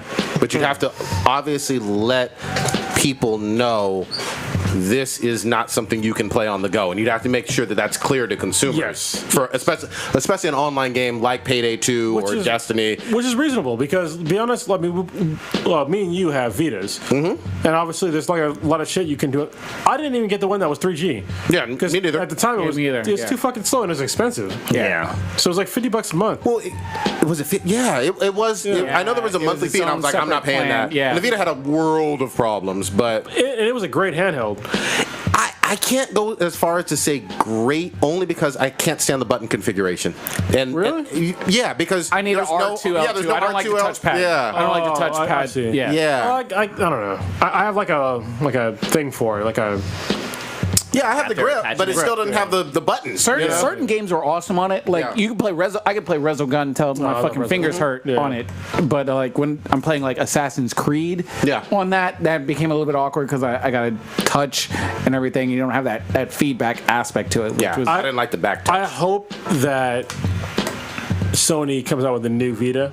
That would be To nice. be honest, that has like all the buttons, and plus like the rumble. Because I mean, Switch proved it. Look, there's a market there. And I think Sony's gonna hop on. I hope they hop on board. They've There's had a market there. Sony's had some before the Vita, some successful handhelds. Yeah, I had the PSP and the Vita. Yeah. So Yeah. and the I PSP I played the shit out of. Yeah, I played shit on mine too. Yeah, I played Can't find it I now. still enjoy my Vita. I mean, anytime I'm traveling, go to the airport, I play it. If you give me the option of playing all my PS4 games remotely on my Vita with the buttons working very well, That's why I couldn't I do would do a remote lot of play it. with it because the button config. R2 and Yeah, the L2 button config were necessary Actually, in most of the games I was there's playing. another controller for that where you can like they have the buttons on there, like the triggers. Oh. It maps to the touchpad. To the sensor? Or, Yeah. Okay. even with the middle one, the middle button on the PS4. Oh, the No, 3, because the L3 and L. no. Well, the Because on the contact, PS4, I know what you're talking about, but when you play remote play, it's a different button. It's true. Yeah. I forgot about L3, R3 on that. Yeah. Did anybody actually watch Dark Matter on Sci-Fi Channel? No, I did not. Seems like Heard no. about it. Yeah, I heard fairly good things about it. Isn't it on Netflix as well? It is on Netflix. It had like three seasons. It didn't get as much buzz as like Winona or The Expanse, but for those who watched it, it seemed like a pretty decent show. I have not watched a single episode all the way through, but there's a huge campaign to bring it fucking back because Sci-Fi has canceled it and it was on the Friday night lineup. I'm always interested in the whole thing of bringing a show back, possibly on Netflix, that has like crazy fan support. They got some black magic on this show. Oh, really? With the casting? Yeah, this Melanie Luberd, I think that's how you pronounce her name. She's thick or She's not thick, but she's My skin is pretty. heard it mouth? She would give It's pretty. I would say she give Iris a run for her money. Oh, wow, that's high praise. Redbone love. All right. I will check it out, at least maybe some of the first season, see if it's worth, some of this attention that it's gotten lately. And I tend to like Sci-Fi. They've impressed me lately. You know what I mean? But since nobody's seen it, then it is what it fucking is. Yeah. Yeah, that's all. All right, where should we move on from here? Let's talk about some other big news. Toys R Us. Man, this I put this around here. This shit's breaking my heart. So Toys R Us is filing for bankruptcy. I don't want to grow up, bro. Yeah, apparently. But the reason is because I guess a lot of the toy providers. Amazon killed it. Well, basically that's what's happening. But they haven't paid a lot of their toy manufacturers money for shipment and stuff, so they're not going to ship them any more stuff. Wow. So a lot of Toys R Us their shelf are going to be empty for Christmas, and that's not very fucking good for a toy store. I mean, the same thing. I was FAO just Schwartz. there. Yeah. FAO Schwartz got they don't exist anymore. And those were like one of my favorite spots to go to, like in big cities. I remember going to the one in like New York City, Times I know Square. one in New York is still there. Doing the chopsticks I don't think on it's the... there anymore. Yeah. It's FAO shorts, bro. Yeah, but doing. Oh wait, so that's a different story with the chopsticks with Big. Yeah, that's Yeah, that was Oh, I'm sorry. Yeah, It's FAO shorts. yeah. But I guess they just went. Here's the thing. Remember, Toys R Us used to have the video game market on lock. Yeah, they did. Yeah. Even Before- KB, what was it? Kippy Toy Store? Yeah, Even they're but gone. before them, though, Yeah. I thought. All those places are gone. Good luck finding a KB toy store. They're still around too. They're still in the mall. There's one at the Great Mall. KB. Yeah, KB Toy Toys? Store. Is it? Yeah. Is it under that name? Yeah. There's a Toys R Us there. I walk by there all the time. It's right there by the food court.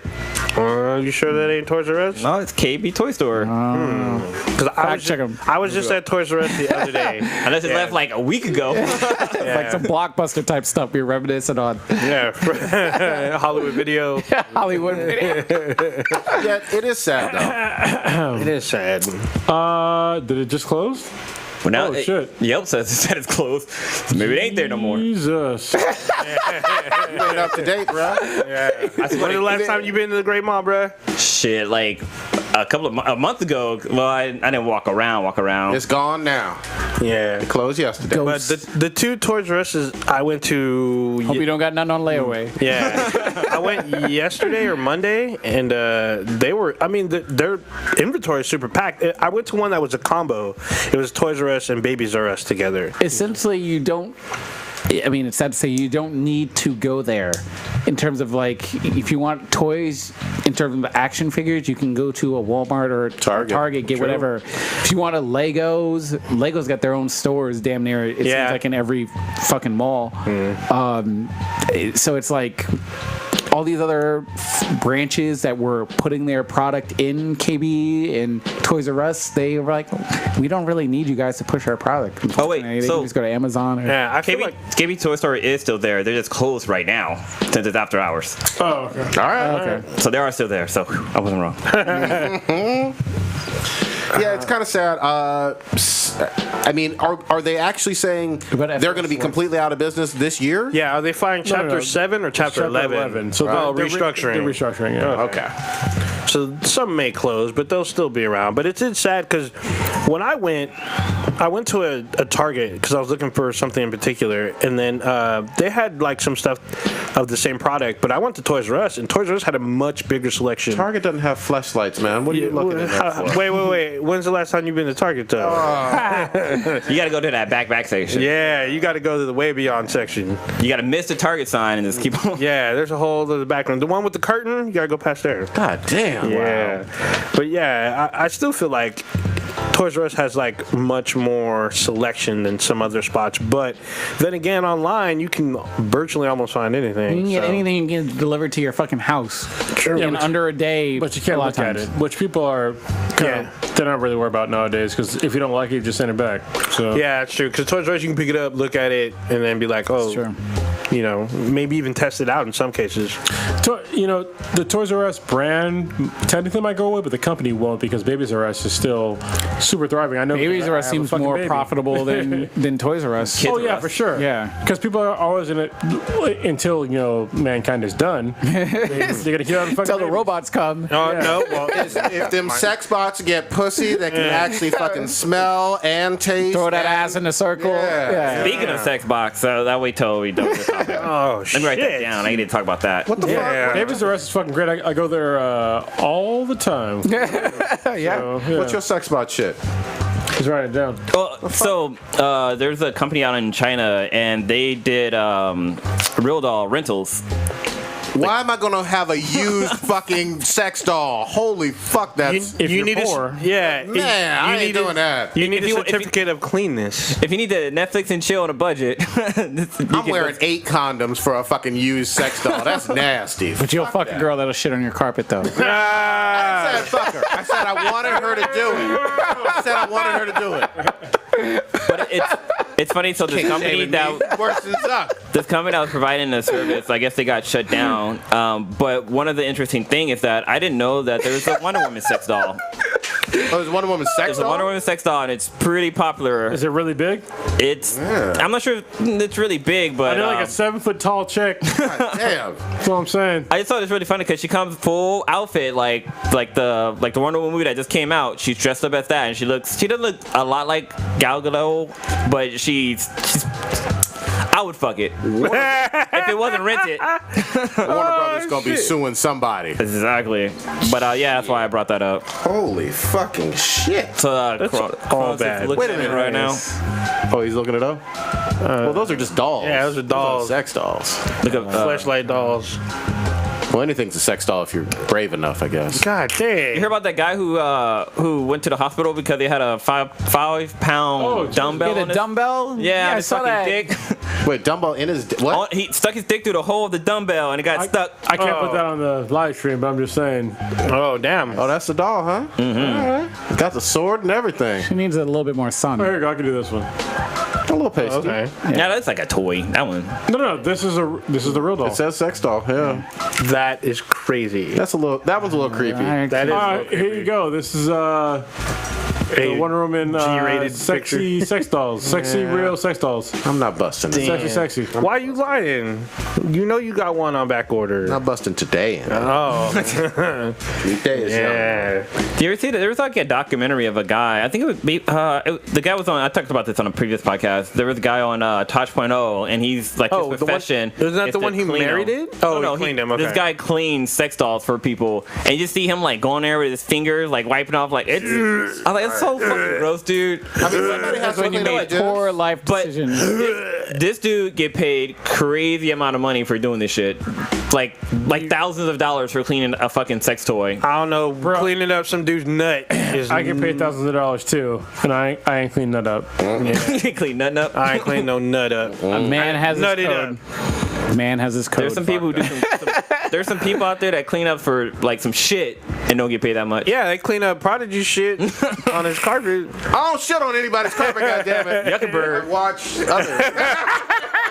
In terms of like, yeah, I mean, it's certain aspects because essentially they do have like those like crime scene cleaner people. Okay. They make They like can make money, yeah. Yeah, because it's a certain niche of a business that everyone's not really cut out for. That makes sense. It's just like you have to understand, like, so if you're gonna work a shitty job, be the best at your shitty job. What I'm saying though, look, if you have skills, just be a janitor. Be a fucking janitor for the Department of Defense. Yeah, there You have to get a clearance. They pay you a shitload of money to shut the fuck up. Like seriously, that's what they do.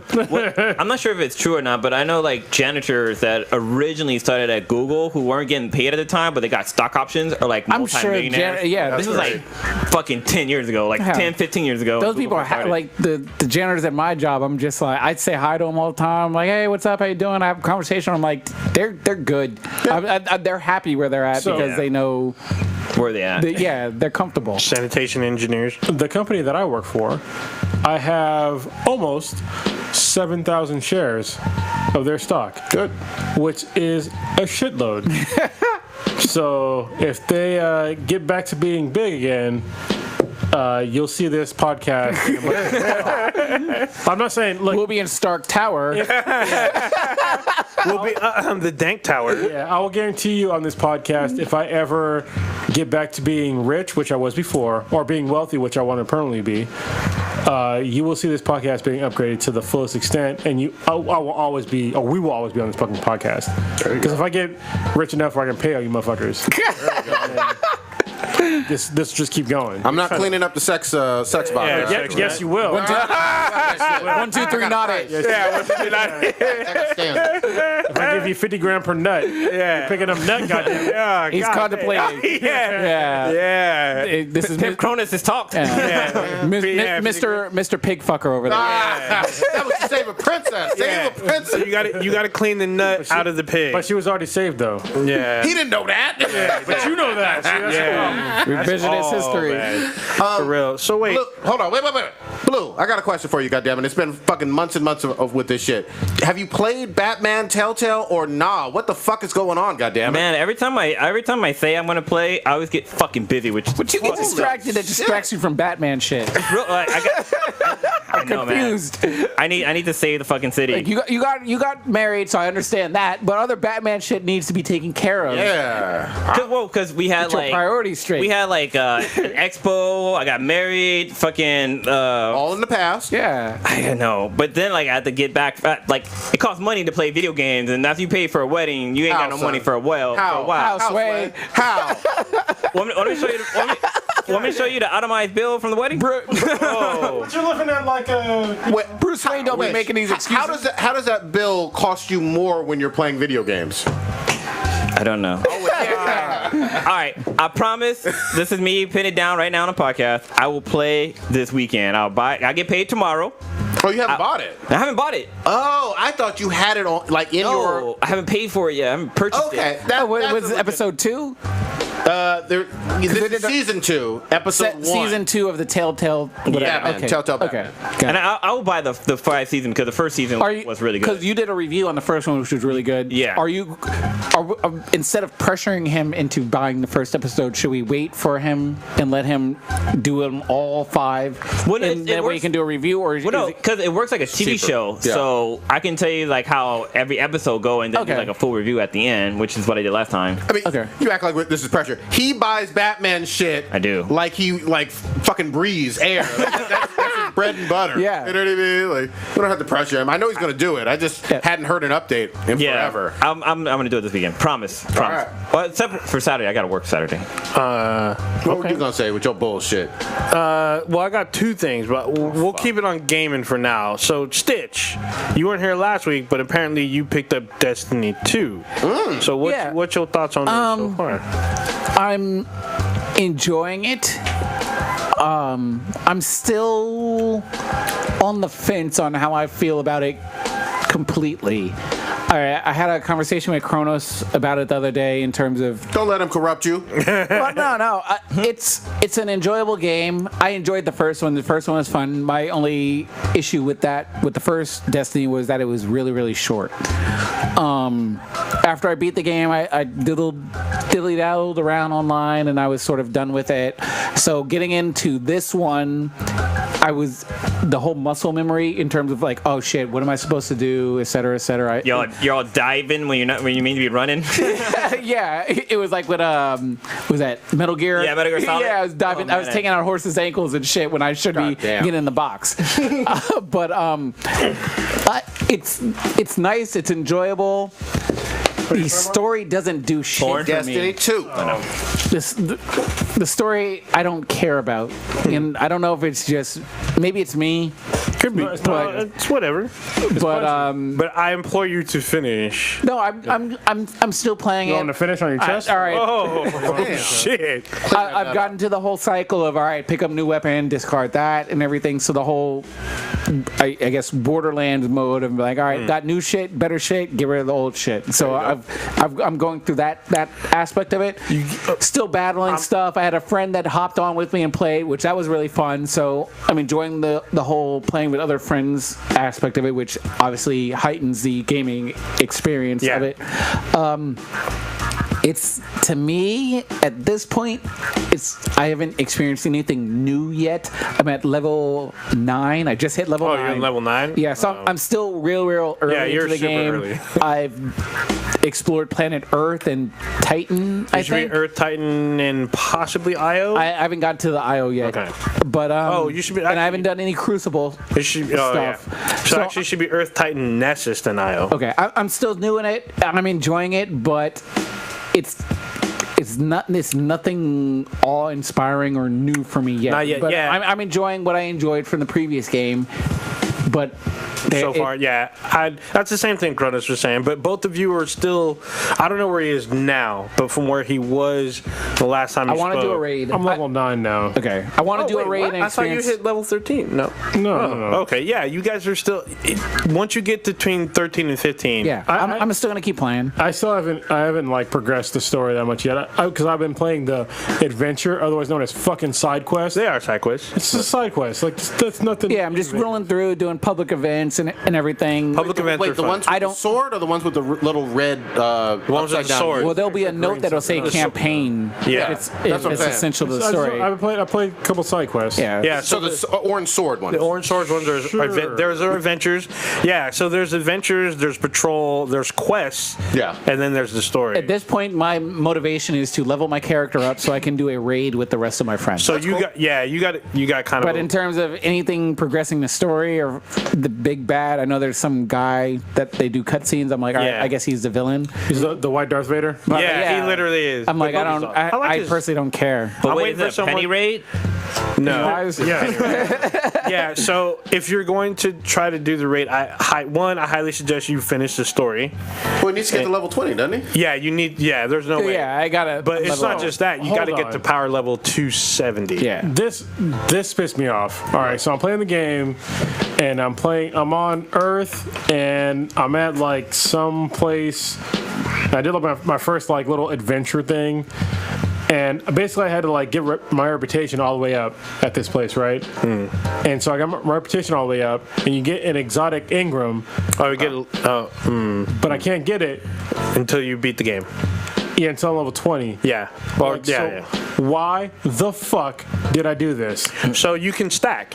So once you get it to that level, once No. you're level 20, Stop. you pick it up, and Stop. then you stack No. everything else that you picked up. You No. can stack up and get a shit ton of them all at How once. fucking dare you? If I work that hard at my level, why the fuck am I not getting some shit that I can use at my level? I work for something that hard, and I have to be more than double my level Wait, to actually use it. all you got to actually turn get in it. is rocks. Yeah, I turned that shit in, but I was level like 7 or 8 at the time. Yeah, you can't get any of that stuff reputation Until level 20. Until level 20. What the fuck? You can still stack all that stuff up. It's not like you lose it. What the fuck is wrong with you, dude? Do you have fucking Stockholm syndrome? No, I'm I'm just serious, man. I've never seen that though. So it went 13 levels ahead above you. Yes, like I can show it to you right now if I go in there. I'm level 9 now because I leveled up a couple times. Yeah. But it literally says you cannot get this exotic Ingram until you're level 20. Right. Yeah, I'm not doubting. I'm just saying Like, what I the haven't fuck? seen that. Usually when that similar thing has occurred, it's been exactly one level ahead, and I've been like, okay, I'm right there. Yeah, close to it, exactly. and then I'll get that. You- They put the little carrot in front of the donkey. I can show it in live streaming when I'm done with this fucking podcast. Yeah, I know what the fuck I'm talking about. I'm like, dude, what the fuck? That's weird. I can't excuse it, but it's weird. That it's fucking bullshit. Yeah. Like, you give me something that's like close to my level, maybe like 1-2 levels ahead. Did the adventure say request or you should be level 19 No, or 20? no, it's rep that you turn in. reputation. Yeah. It's rep that you turn into someone that's on the map. But however, if you're doing adventures, you get stuff that scales to your level. Yeah, but he's saying so it's I way did above. adventures, right? Yeah. So? That was the thing, is that the guy was like, you need to up your reputation Yeah. by doing these adventures. So eventually, Well, I've been adventures. turning shit. You like Yeah, turn the little well, rocks or icons to him. So, and then yeah. eventually, I guess after you build it up, he gives you some sort of super. He exotic- gives you a legendary. Stop. He doesn't give you shit. If you're at level 20, Yeah, he doesn't give he doesn't you. give you shit. But doing the adventures gives So, you different stuff. It's Why not am I always- turning shit into him now? That's what I was saying. That's why I say. Because I turn shit into him and I see my. I was like, all right, I'm building up my rep. Just stop doing it. Okay. Sounds like doing that's it the until wrong level And mission he's to got do. like 5 items I can buy to up my gear. I've Yeah, seen that. the 5 item things, that's like you can do it anytime. Yeah. But the real shit the thing that you are like working for, Right. you can't get until level 20. Yeah, that's the wrong mission. They should label that. Yeah, That's what they it should sounds be like, don't do Yeah. this shit, or That's don't even give me the option flawed. until level 20. Yeah. Okay. Yeah, you shouldn't do it. It's so fucking stupid. I don't know. But I don't know how you I don't- avoided that. You one. don't lose anything though, And even what- if you turn it in. what- I lost my fucking time. What the fuck are you talking about? Anything can be found again except for time wasted. Samuel L. Jackson said that. It was a total waste of time. All right. So I wait, was- what I are was you? working. You playing as Warlock, Hunter, Titan? I'm doing Warlock. I do Warlock and Titan. I'm Hunter. Okay. But you joined Hobbies. Yeah, I Yeah. joined the group. We need to all get on together and because I want to do a raid thing. I'm a Black Swordsman, bro. That'll be fun. Black Swordsman. It is fun playing online. Yeah. Actually, you know what I think I'm going to do? Because most of you guys go out on Twitch, I think I'm going to live stream my stuff on YouTube. Okay. And I will use our same account, just so it'll be on BTMTI, but I'll do it on YouTube. Because I'm a little bit nervous about even playing the campaign because it was so short. Oh no! I'm like, God damn it! I'm like, oh, there's a campaign mission. That is not something you have to worry about. Yeah, good. The last mission, Because I'll fucking toss my controller. I won't break it like Chronos. I'll just flip it up in the air and just be like, this bullshit. I didn't break it. I just broke a picture. I was scared of that going in, and they exceeded my expectations on the campaign. Because I'll see side missions. I'll do the side missions before I do campaign shit. Because I don't want to just all of a sudden it be done. Because I was So to me, so far, disappointingly shocked. the side missions are like side chicks. Total waste of time. Oh, wow. yeah, actually, the side missions tell you what you're going to get. So when you highlight over them, it tells you what your reward is. No, it doesn't. Yes, it does. If you highlight over it, it tells you at the says, bottom. like, common item. I've tells seen you that. what- It Does it tells tell you you what the important part? What What level you got to be? it doesn't matter what level. Yes, It tells you what power level you need to No, be. it yes, does not. It does. It's at the bottom. It says recommended power, and it tells you the number. No. Yes, it does. Each one tells you the number. At the very bottom, it says recommended power, and then it tells you your reward. Okay, old ninja. So when I played all that shit and I got all those fucking like little bullshit rocks and whatever the fuck, it never said level 20 reward. Okay. That is a big fucking deal when I'm level 8. So that stuff, your rocks that you're collecting, you stack those, so it doesn't matter. You can turn them in at any time. But you stack them to get Look, nothing you're not- that you can I know eat. you're God not- damn it. If I'm collecting shit for a reward and I know from the get-go that I can't use it until I'm 12 levels ahead, that would tell me right away, hey, don't do this shit. It's a waste of fucking time. Yeah, there's no guidance that says, hey, this is a level 20 reward or anything. Thank you. There is something that says like common item for the side things. I do know what you're saying. In the bottom right corner, it says like tell me legendary. it'll say common item or something when I'm doing a little side quest and everything. But in terms of bringing the rocks back to Homeboy, that's in the tower that I got to do the little waste of jumping fucking crazy time. jump thing, and I'm supposed to build up reputation. I'm glad you told me because I was like, Yeah. all right, I expect some grand reward. No, I got to build up this rep. But There's a grand from what reward you're when you're saying, level 20. okay. Then I that was would, fucking in pissed. theory, be a waste of my time. And you know what's fucked up too? Is that once you get that shit and it says like, hey, you gotta be level 20 for this, it even shows you all the cool shit you can get if you're level 20. But you're not, so I can't get shit. I wasted fucking hours on nothing. Hey, look, that sounds fucked up. So essentially, I need to. 20 is the level max. Yeah, it's the level cap. Well, until you do start using light, which is fucking. The light. I remember it's sort of the light how that concept works. So you get- essentially, just fuck around, get to level 20, and then that's when you can. I can start doing more cool shit. Real quick, to get to level 20 faster, play with the clan and do the campaign. It seems like I've been doing. Put on your hood. No, but play with a clan and you'll get more XP and Yeah. do the actual, not the little orange ones with the sword. Do the red. The red war. upside down campaigns, U. yeah. the red campaign, and you will get there faster. Well, that's why I was nervous about doing campaign shit, and then all of a sudden, 3 hours in, game, I'm seeing credits roll. They figured out a whole new way to waste your time.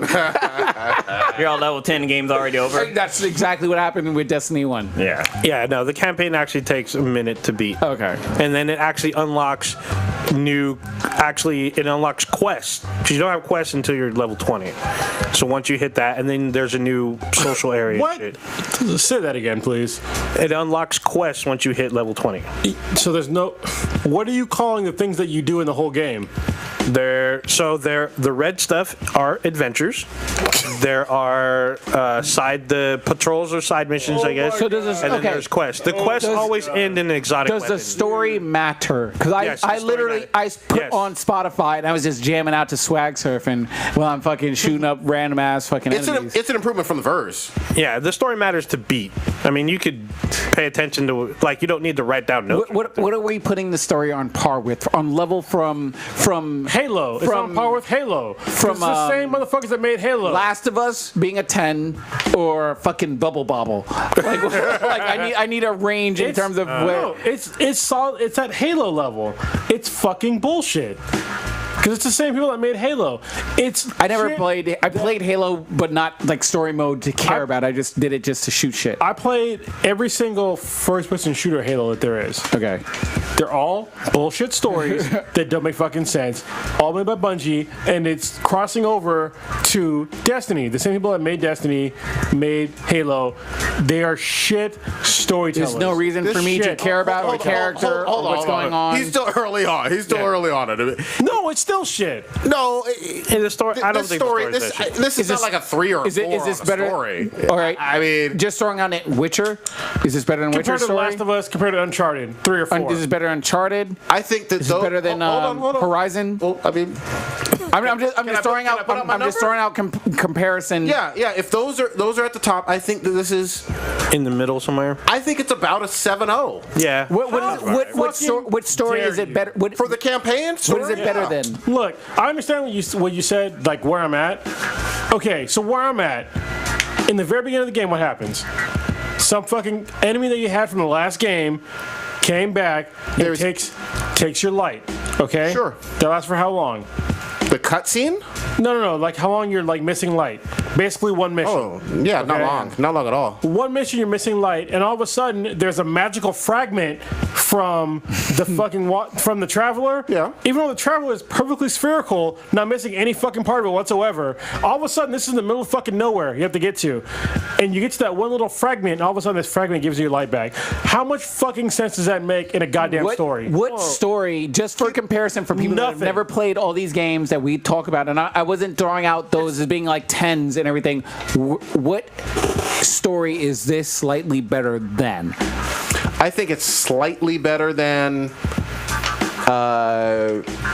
I'm comparing. I'm just throwing out random games. I'm comparing. We played Metal Gear. Yeah. I'm comparing some first-person. Hold on. Tomb Raider. I'm comparing some first-person shooters. I think Metal Gear is great convoluted. Yeah. I'm just saying. I'm gonna say it's better than some of the Resistance Fall of Man stories. I think it's Far Cry? I think Far Cry is superior. I Okay. think Far Cry's in the more. all the Far Cry. I've only played 3 and 4. Okay. Yeah. I would put those above Assassin's this. Creeds or I think it's on par with a lot of Assassin's Creed stories that I've played. Assassin's Creed was way more easier to follow. I'm just saying, like, look, if you're gonna tell me you're gonna take my light away, and then all of a sudden I get it back, like basically one level later, and then I get it back from a piece of the fragment of this fucking big giant thing that is obviously not missing any fucking part because it's a goddamn spear. I agree. It doesn't make any goddamn sense. I lost my light for 30 minutes. Yeah, it doesn't make any fucking sense. Keep playing is what I'll say No, to that. no, stop it. Is the Traveler just spoil it for me? Is the Traveler missing a piece of it? I haven't finished the whole game. I'm on the last minute. And you will see it profoundly. So why the fuck didn't we see it in the first fucking Destiny? Because you don't see it until this one. Why the fuck did we see it in the first Destiny, old ninja? I don't fucking know. I don't write the story. Fuck. Because the story is shit. It is total shit. Yeah, I can't go there with you. I don't think I've seen far worse stories. Yeah, like I mean, I think this is somewhere close to the middle of the road, a little slightly better than the middle of the road. I've seen far worse stories too, but they're rated as such. This game is being rated as a high-level game, as a story. I haven't seen when what it's not warranted. I haven't seen what major corporations are rating this. Like a lot of them saying it's like rating in progress, It's still etc. rating like 7, 8, high. yeah, I'd say a 7 for sure. I agree. And you certainly cannot say this is a good story because it's not. Is this better than Mass Effect? Is it better than Mass? No. Fuck no. I thought you shitted all over Mass Effect Oh, I'm Andromeda. sorry. You just said Mass Effect. You talking about Andromeda? Yeah, the last one. Okay. Jesus Christ. Yeah, that's tough. You do have to. You This play is it a better little than- bit more. Is all I'm saying. This Finish is the the campaign. That's all I keep saying. All I'm saying is Just finish the campaign a little bit more. I am playing it, and I keep playing it, and I keep seeing this. You hate fucking- playing it? Yeah, I am. I told you. Look, everybody that knows me knows that when I don't like something, I will keep playing it just to reinforce. Even like with comic books, I fucking hated you give it a goddamn couple the Hulk episodes, with so yeah. She-Hulk. I hated fucking America. So you're down there in the 2 or 3 range. the You country never America. quantified. It's pretty. this is the problem. No Man's Sky? It's not No Man's Sky level. Okay. No, because No Man's Sky basically had no story. Okay. What's the number you're putting on it? You're giving a lot of shit talking on it. So far, it's a 5. Okay, Okay, that's not drastically. You're saying 5, and I've played more of the campaign, and I'm saying it's 7-0. But the thing that Difference is a 6. This is the thing that brings up from basically a 2 for me, is that the gameplay is fucking solid, just like every Halo game. The gameplay is solid, but the storyline is shit. And this is what I hate hearing from the fans. Is like the fans of the game try to play up this fucking storyline like it's some big fucking goddamn thing. Look, fucking Shakespeare didn't write this thing, all right? I agree. It's garbage. The storyline is garbage. See, I'm not hearing fans for this one. I'm not talking about Halo. I'm only talking about this one. I'm not hearing fans say it's a 9 or anything on. Well, or I'm 10. saying right that now- it's good or passable. Well, right now it looks like the reviews, like Game Informer is giving it a 9 out of 10. IGN's giving it 8.5 out of 10. Fuck that. GameSpot gave it an 8 out of 10. No, Like, definitely and not. like I had said before, and I talked about it in the group chat, at one point I was like, I don't care about what's going on. Just point me in the right direction, and I'm fine. going to shoot. Yeah, that's fine. And I'm fine with. Sometimes you you want want to kill games off. where, like I remember back in the day when I played like LA Noire, where I needed to focus on everything that was fucking going Yeah, on, you don't- and look at all these facial expressions and all kinds of crazy shit. And it was sort of like a focused like mind exercise. Sometimes you need a game where it's just like, all right, I'm just gonna run around, shoot shit, and everything. And to me, that's what this one sort of seems like, at least where I'm at in the game. So I'm trying to find out if it changes. And based on what Kronos is saying, like it really doesn't. But he's still, well, I mean, all I'm Doesn't saying mean is it he's doesn't mean the still early. All I'm saying game is does not he's mean the early. game's not enjoyable. Yeah. Because I'm enjoying it at this point, but Yeah, but I don't know if I'm at the plateau of my enjoyment, or if shit's gonna get better, or if it's gonna. So I'm still Keep us posted. revert. Yeah. It's I mean, still so to be both of determined you for guys me. said that I'm early on, but neither of you have tried to refute my fact of saying that the story is garbage. Yeah, I don't think the story's garbage. It's definitely better than the first one by far, but it's easier to follow. Everything seems to make sense. It's a fun story. It's doesn't not make like sense. it's not. It doesn't make sense. How does I don't it not? even remember the first. It doesn't one. make sense. The first one was convoluted. No. This one's about them getting their light stolen Story and then doesn't make you sense. bringing it back. No. I already explained it. God damn it. You explained about the shard. Yeah, but where the shard that I saw in the first Halo, I'm sorry, it's the same fucking game. In the first Destiny, there was no piece of the fucking Traveler missing. Yeah, and you never Not go. one fucking piece. But then again, also in the first one, you never go down to the farm or to the city at all, ever. because that didn't exist in the first one. You're all right? by the last city in the first one. You never go down there. Okay, so where's the shard? Is it near the fucking farm? Yes. Where's the piece missing on the Traveler? There's a lot of pieces missing on the Traveler. They don't mention it at all in the first one? Not in the first one. Well, they don't talk about it, but there's pieces missing, and you see it No, when you get up close to it. You haven't beat the game, so it's hard for me to tell. yeah, because you know what they did? They smoke and mirrored your ass. Because in the first fucking Destiny, there's no piece missing at any time you see the fucking Traveler, which is a goddamn sphere for y'all that don't play the fucking game. There is 0 pieces missing. And all of a sudden, you play this game, even in the beginning of the game, they play the fucking cutscenes, and they're showing the fucking Red Cabal or whatever, put the fucking little trap that steals your light. Wait, on trap? Yeah, trap that steals your light on this fucking big ass fucking Traveler. There are 0 pieces missing from every single goddamn angle, and then all of a sudden, when you're playing after it gets stolen, it's missing a piece, and it's a gigantic fucking piece. It's like a quarter of the goddamn thing is missing. There's a lot of The pieces. voice guy is the guy from The I'll say, Wire. so now there's more pieces missing. Yeah, there's several pieces. that are Lieutenant not guy. showing on 1 or in the beginning of fucking 2. Not. It's bullshit. It's hard to say because, bullshit. like, if you look at the actual Destiny picture, the poster with the Traveler on it, at the bottom there are pieces missing. He's not a complete sphere. I mean, and like I said, I'm still in the noob stages of the game. Yeah, you need the to- story. Well, Yeah, I'm going to keep playing. The story doesn't have. So you see anything the for bottom me. of the Traveler. See how he's black? He's not completely sphere. Look at that. It's still a sphere. He's still missing pieces. It reminds me of No, the thing from it's GoBots. missing the white part, but when That's you look missing at, a piece. Hold the fuck on. so he's pulling up a photo of the Traveler. which is a sphere. Because at this point, I was more invested in the Division story than Oh, I hated that one. that story. At least made sense to me. I mean, yeah, it's an outbreak kind Fuck of thing. but- that game. Oh, That's like one of the. Well, only I games didn't that even talk ever about my issues edged with getting online with this thing because Okay. there's been a lot of maintenance and fucking update shit. Oh yeah, you got on. So they announced that they were going to do maintenance, and the time that you jumped on is right when they were doing maintenance. Yeah. It's all messed up. 3 times. Yeah, because we had a couple overhaul things. So that's a shard. It's a big ass shard, like the one I Yeah. took in the bathroom last night. Oh, damn. You didn't put it on Prodigy's carpet? You left the seat up. I did. No. So I'm looking at the sphere, and it doesn't look complete. See, I'm supposed to complete that planet. But it Is that does, what I'm supposed to right do? there, you see how that's like missing light? That's hilarious, right? It looks like pieces are broken off to me. No, it looks like light's not getting through it, so it's not really broken off, right? Well, it looks like it's broken to me because the rest of it's white, and there's a big old black spot. Oh, the sphere was black. That's what I'm supposed to do in this game. I'm supposed to complete that planet. You don't. Here's the thing. Nah, you never You don't really- have to pay close attention to all the lore. Hey, I'm just shooting shit. I'll ask people in the goddamn chat room. All right, Yeah, bullshit ask about them. it. All right, so look, we're looking at these 2 pictures, right? This is a traveler. This on the right is a picture of the shard. If you look here on the bottom, where like Old Ninja is saying, where it's like missing pieces, there is no light penetrating through this black part. So it's obviously not totally missing. It's only like a piece, right, of like the outside shell. But right here, it's way bigger than just one like little small piece of that fucking shell. It's like it's deep. Well, That's it's not- missing, especially when you're playing the game. It's like a solid piece. Yeah, but it's not not. just a shell. It's not like the Traveler's the size of a tennis ball. It's huge. I get that, but still. And they never Yeah. mentioned that before. in For the those that fucking game. can't see or are listening on your mobile device or in a car and everything, we're looking at a planet, and This is like a moon. Yeah, it's like a it's planetoid. it's like a moon, and it's majorly That's white. not a moon.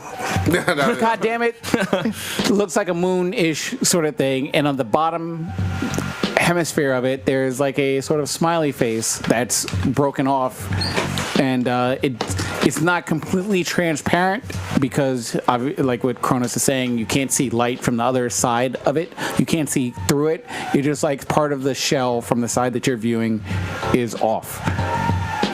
And why the fuck would a small piece of it carry light when the other parts were turned Technically, a shard of the planet is off. Okay. Yeah. So. You decide. America. off? Fuck that game. Damn. Fuck it. I'm so hating. You want to do an Ask B and B? Did we have any? Yeah, we got at the one. bottom. Well, just say that one. God damn it. Who's it? All right. Which universe is more dangerous to live in, Star Trek or Star Wars? And hold on before anybody even answers. When you say Star Trek, are you talking about all the television series, not the movies, or the whole Star Trek universe? Okay. And for Star Wars, you're only talking about the movie universe. Star Wars universe. Darth Vader's a pussy. God. Whoa. How dare you? How dare you? I Oh, ain't no wonder scared you. of no motherfucking. What about the Empire, though? David Copperfield type shit? David Copperfield. Yeah. Blasphemy. I seen that little robot and that Tin Man walk around. They've been alive in every episode, from what I remember. You know what's funny is Dare I didn't respect Darth Vader that much until I started reading the comics. Okay. Holy shit. Like, I'm reading, so the new Darth Vader comics that just came out from Marvel basically shows from right after he got put into his new body into, like, how he became Darth Vader, like the real Darth Vader. He's pretty fucking ruthless, man. Pretty fucking ruthless. Yeah, I was just like, goddamn. He's killed a bunch. Like, for him to get his new lightsaber, because I don't know if y'all noticed, if you're Star Wars fans, is that all the Sith's lightsabers are red, right? There's like a whole ceremony on how to. Basically, what they do is they get, for most of them, like the badass ones, they get the lightsabers from the Jedi that they kill them, and then they have to basically turn. They have to make the kyber crystal. Yeah, they have to make them bleed, and then turn them into red lightsabers. God damn. And like killing, basically Darth Vader had to kill a high level Jedi with no lightsaber, And he can do it. and he loses at first. He gets fucked up. So you're going Star Wars over Star Trek for most dangerous? Yeah, because of the Empire is pretty much over the whole universe, and in Star Trek, we have the Alliance, right? Federation. Sorry, Federation, which basically keeps everybody safe except for the outer fringes. So, yeah. All right, who you guys got? I don't know. You don't even care about science fiction. You're no God real. dang. Blue, who you got? I would say Star Trek is the more dangerous universe, just because fucking every episode of Star Trek, somebody was fucking dying. Like people were not coming back to the red ship. shirts. More red. Yeah, the ships were getting blown up and motherfuckers getting fucked up and shit like that. But Captain Kirk was fucking all kind of crazy green chicks and purple chicks. So Green pussy's good pussy. space age don't I was just exist. thinking that too. But I think with Star Wars, I think it's just thinking about the Empire in general. Like we only see like a portion of them conquering planets and blowing stuff up. But with Star Trek, we get to see like different universe and different planets like every episode. So we get to see like some bad shit going down. Like it wasn't just them like chilling on the ship, like hey, sipping tea and going into the danger room. We actually see them like helping people on planets and shit like that are in danger. Nice. Okay. The holodeck. All right, old pigeon, what you The got? holodeck? What? Yeah, that's what dick on. What? Yeah, I would say Star Trek is a little bit more dangerous because there's always, like Blue was saying, there's always like weird like shit going, like macroviruses and pocket universes like spring up, like any kind of weird phenomenon to show up and kill you without your notice. Like it's just super crazy, and they have transporters and shit, which they don't use in Star Wars, which can be kind of freaky because you can be transported without your will, Transporters kill you. and then reassemble Just you. saying. Yeah, they literally kill you. I am always going for Star Wars. The Empire alone, along with the bounty hunters, along with some fucking rogue Jedi, will cut your ass up. Planets eat you. Yeah, they got planets that eat Giant worms. The creatures alone, Star Wars, much more dangerous. We going hard on this, but yeah, Star yeah. Wars for certain. Show is. All right. Was there another one? I don't believe, unless you have one online. Actually, I have a question for you guys. This is regarding Death Note. Oh, So Death Note took place in it's been like maybe a good 10 years ago since it came out. the anime. The anime, not the Netflix bullshit. Do you think? So just recently, there was a controversy with Kevin Hart. Like he got caught up with some side sex boo, tape? and people on Twitter were able to find that chick out in like a fucking day. Even with like a lot of the Nazi stuff, like they saw a guy on the fucking video and found out who he was, what his address was, where he worked at, and his phone number in like a fucking day. Do you think that Kira Light would be able to kill people using the Death Note book?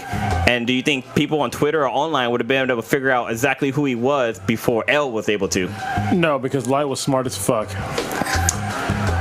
I concur wholeheartedly. You also have to remember that he was doing it so indirectly and at first so carefully that it would almost seem random, with the exception of him killing off like certain criminals yeah. in jail. How are you going to associate someone writing a name in a book Heart attacks in jail. yeah, to someone creatively dying? Sometimes heart attacks, sometimes I was able to do it.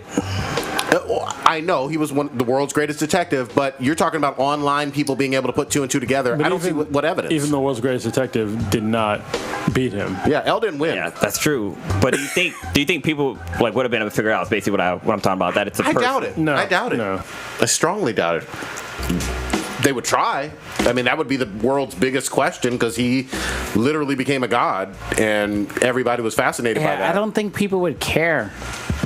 Whoa, In terms really? of like the technical scum of society. Oh, I you got put when he it. was still doing just low level. Or Yeah, I hardcore don't criminals. think there would have been a sort of uprising. And so Did people you been- watch all of Death Note? Yeah. I did not. You did? Yeah, the Okay. anime. Yeah, Because he gets kind of like iffy on some of them. Yep. he started to sort of break his Sway away. boundary Yeah. and everything. Well, that's the reason why I had a problem with Death Note being placed in Seattle, is because in Japan, there's a pretty clear-cut line on criminals and not criminals, right? Yeah. In Japan or in America, there's a shitload of criminals that are quote-unquote criminals, right? Mm-hmm. That's like, we obviously have a criminal problem over here that's not the same in Japan, so it's not the same kind of moral boundaries that share each other. It's Locked up kinda for life weird. for smoking weed. Yeah. Yeah, it's really, yeah. Because the biggest like game changer for me in that anime was when he pinpointed the geographical region by doing that whole news conference and L? everything. When L did that, then that's when I was The just like, sucker that killed himself. yeah, I was like, oh shit. I was like, now that was like the genius move, because essentially if that were to be going on and we all knew about it, it's like, all right, how do we figure out where this motherfucker is at? So when he did that genius move, we're like, all right, this was only broadcast in this region. That's when I was like, all right, that's a huge game changer. When he aired that one guy. Yeah. Yeah.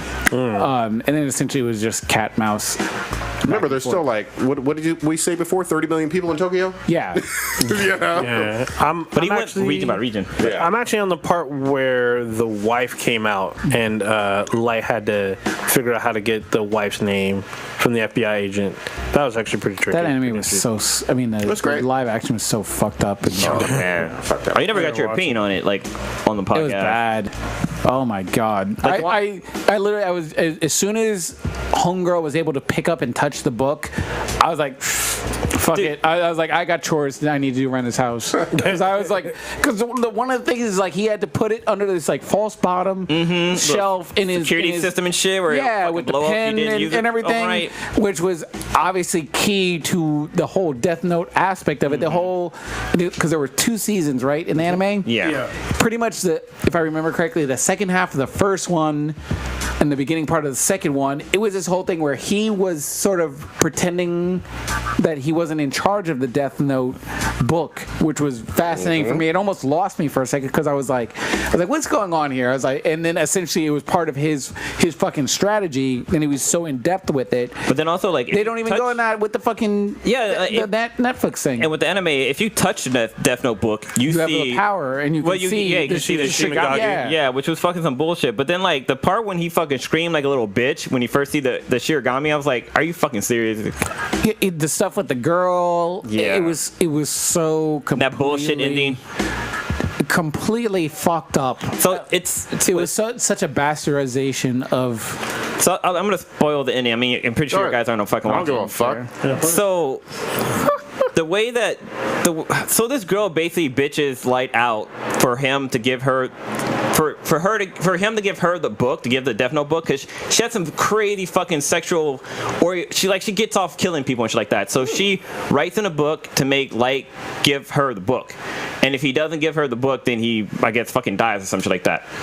And one of the rules is that if you burn the page with that person's name in it, the fucking rules is like he won't die. That wasn't in the anime. That was, yeah, definitely wasn't an anime. But Light somehow writes a fucking narrative fucking story in like 5 fucking seconds about this whole elaborate story that he goes to a Ferris wheel, give her the book, and if she takes it, then she dies, or it's some weird fucking scenario. But then the Ferris wheel fucking starts to collapse, and both of them are hanging off the side and about to fucking fall out and die. Both of them fall, and you're like, oh shit, that's it, they're all gonna fucking die. Light falls into water, she falls into the ground, and the page that his name was written on floats magically into a fucking fire barrel and burns. This is some bullshit. And then he turns around and survives. And then there's like this big fucking long ass bullshit story, which it was fucking dumb as hell. It was not fucking Death Note. What was your final rating? Like, God damn. 0 if I 2, could. 1. What are you giving it? That was worse 4? than Suicide Squad. I'll give it that a- was 1.3. I'll give Damn. Well, I gave Suicide Squad a 2. 1.83, 1.85. 1.5. Yeah. Yeah, what are you doing? 1.85? What did I give? It's got to be below Suicide Squad. I think I gave Suicide Squad a 2. You got the goddamn list, motherfucker. Yeah, I'll give it a 2 just because the death scenes were pretty fucking great. All right. That's the only thing it had going Yeah, for it. the death Was scenes had me Some fucking of the like, death whoa. scenes were pretty gory, which I was like, oh, awesome. Maybe we can go uphill from this. Nope. Nope. Fatal. Wrong. What was that one called? Constantly downhill. Final Destination. Final Destination. Yeah. They had a few of those. For me, I feel Oh, I gave it a 2.6 for Suicide Squad. I'm going to give this one a flat 1.85. Damn. Damn. I love it. But I feel that Twitter could find I've heard Akira supposedly or Light. that this Oh, you do, Phil. Okay. this Jennifer Lawrence movie is dog shit. Mother. Mother? I've heard this. yeah. I've heard just based on what I'm seeing that this is like complete dog shit. J Law is down there with Brie Larson for me. I don't have any love for I can't her. even say that because I still haven't seen a Brie Larson movie. I'm just saying. Is she really an actress? I don't fucking know. Obviously, our fans love her, but I still don't know the fuck she is. Yeah. Homestead Edition. That's weird because a lot of Darren Aronofsky's films have been really twisted, fucked up, and some of them have been Academy Award nominated. Which ones has he? So he's done Requiem for a Dream, The Wrestler. What the fuck does that have to do with Brie Larson? No, I'm talking about J Law. I'm referring What to does his that do with J-Law?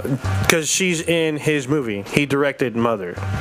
So Okay. So that's what I'm saying with him, with this director and his track record. In terms of like a Academy Award winning actress, 'cause And an she's got an Academy- Oscar, right? I think so. yeah, I believe so. Yes, she For does. best actress or supporting. Best supporting, or? yeah. Okay. And so And this X-Men. is the director who did Black Swan. He has an Oscar too.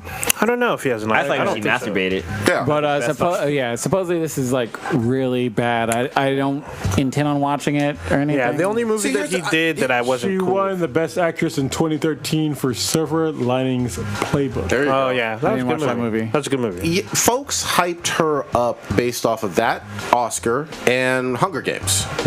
And really, ever since, she's had a lot of hard L's.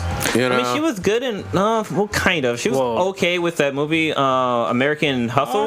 yeah, American she Gangster or won- something? I didn't see that one. Yeah, right? she won one for American Hustle. She's got 2 Oscars.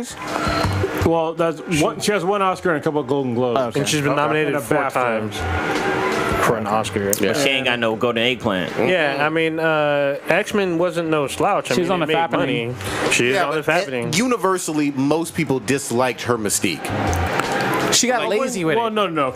Comic book readers disliked her portrayal of Mystique. They hated. I don't think even like the casual fan I'm loved pretty her sure in it. casual fans probably did because they didn't understand the character. She was tied into the X-Men movies Too much. in contract when her star power shot the fuck True. up. Yeah, but she should never it- have been.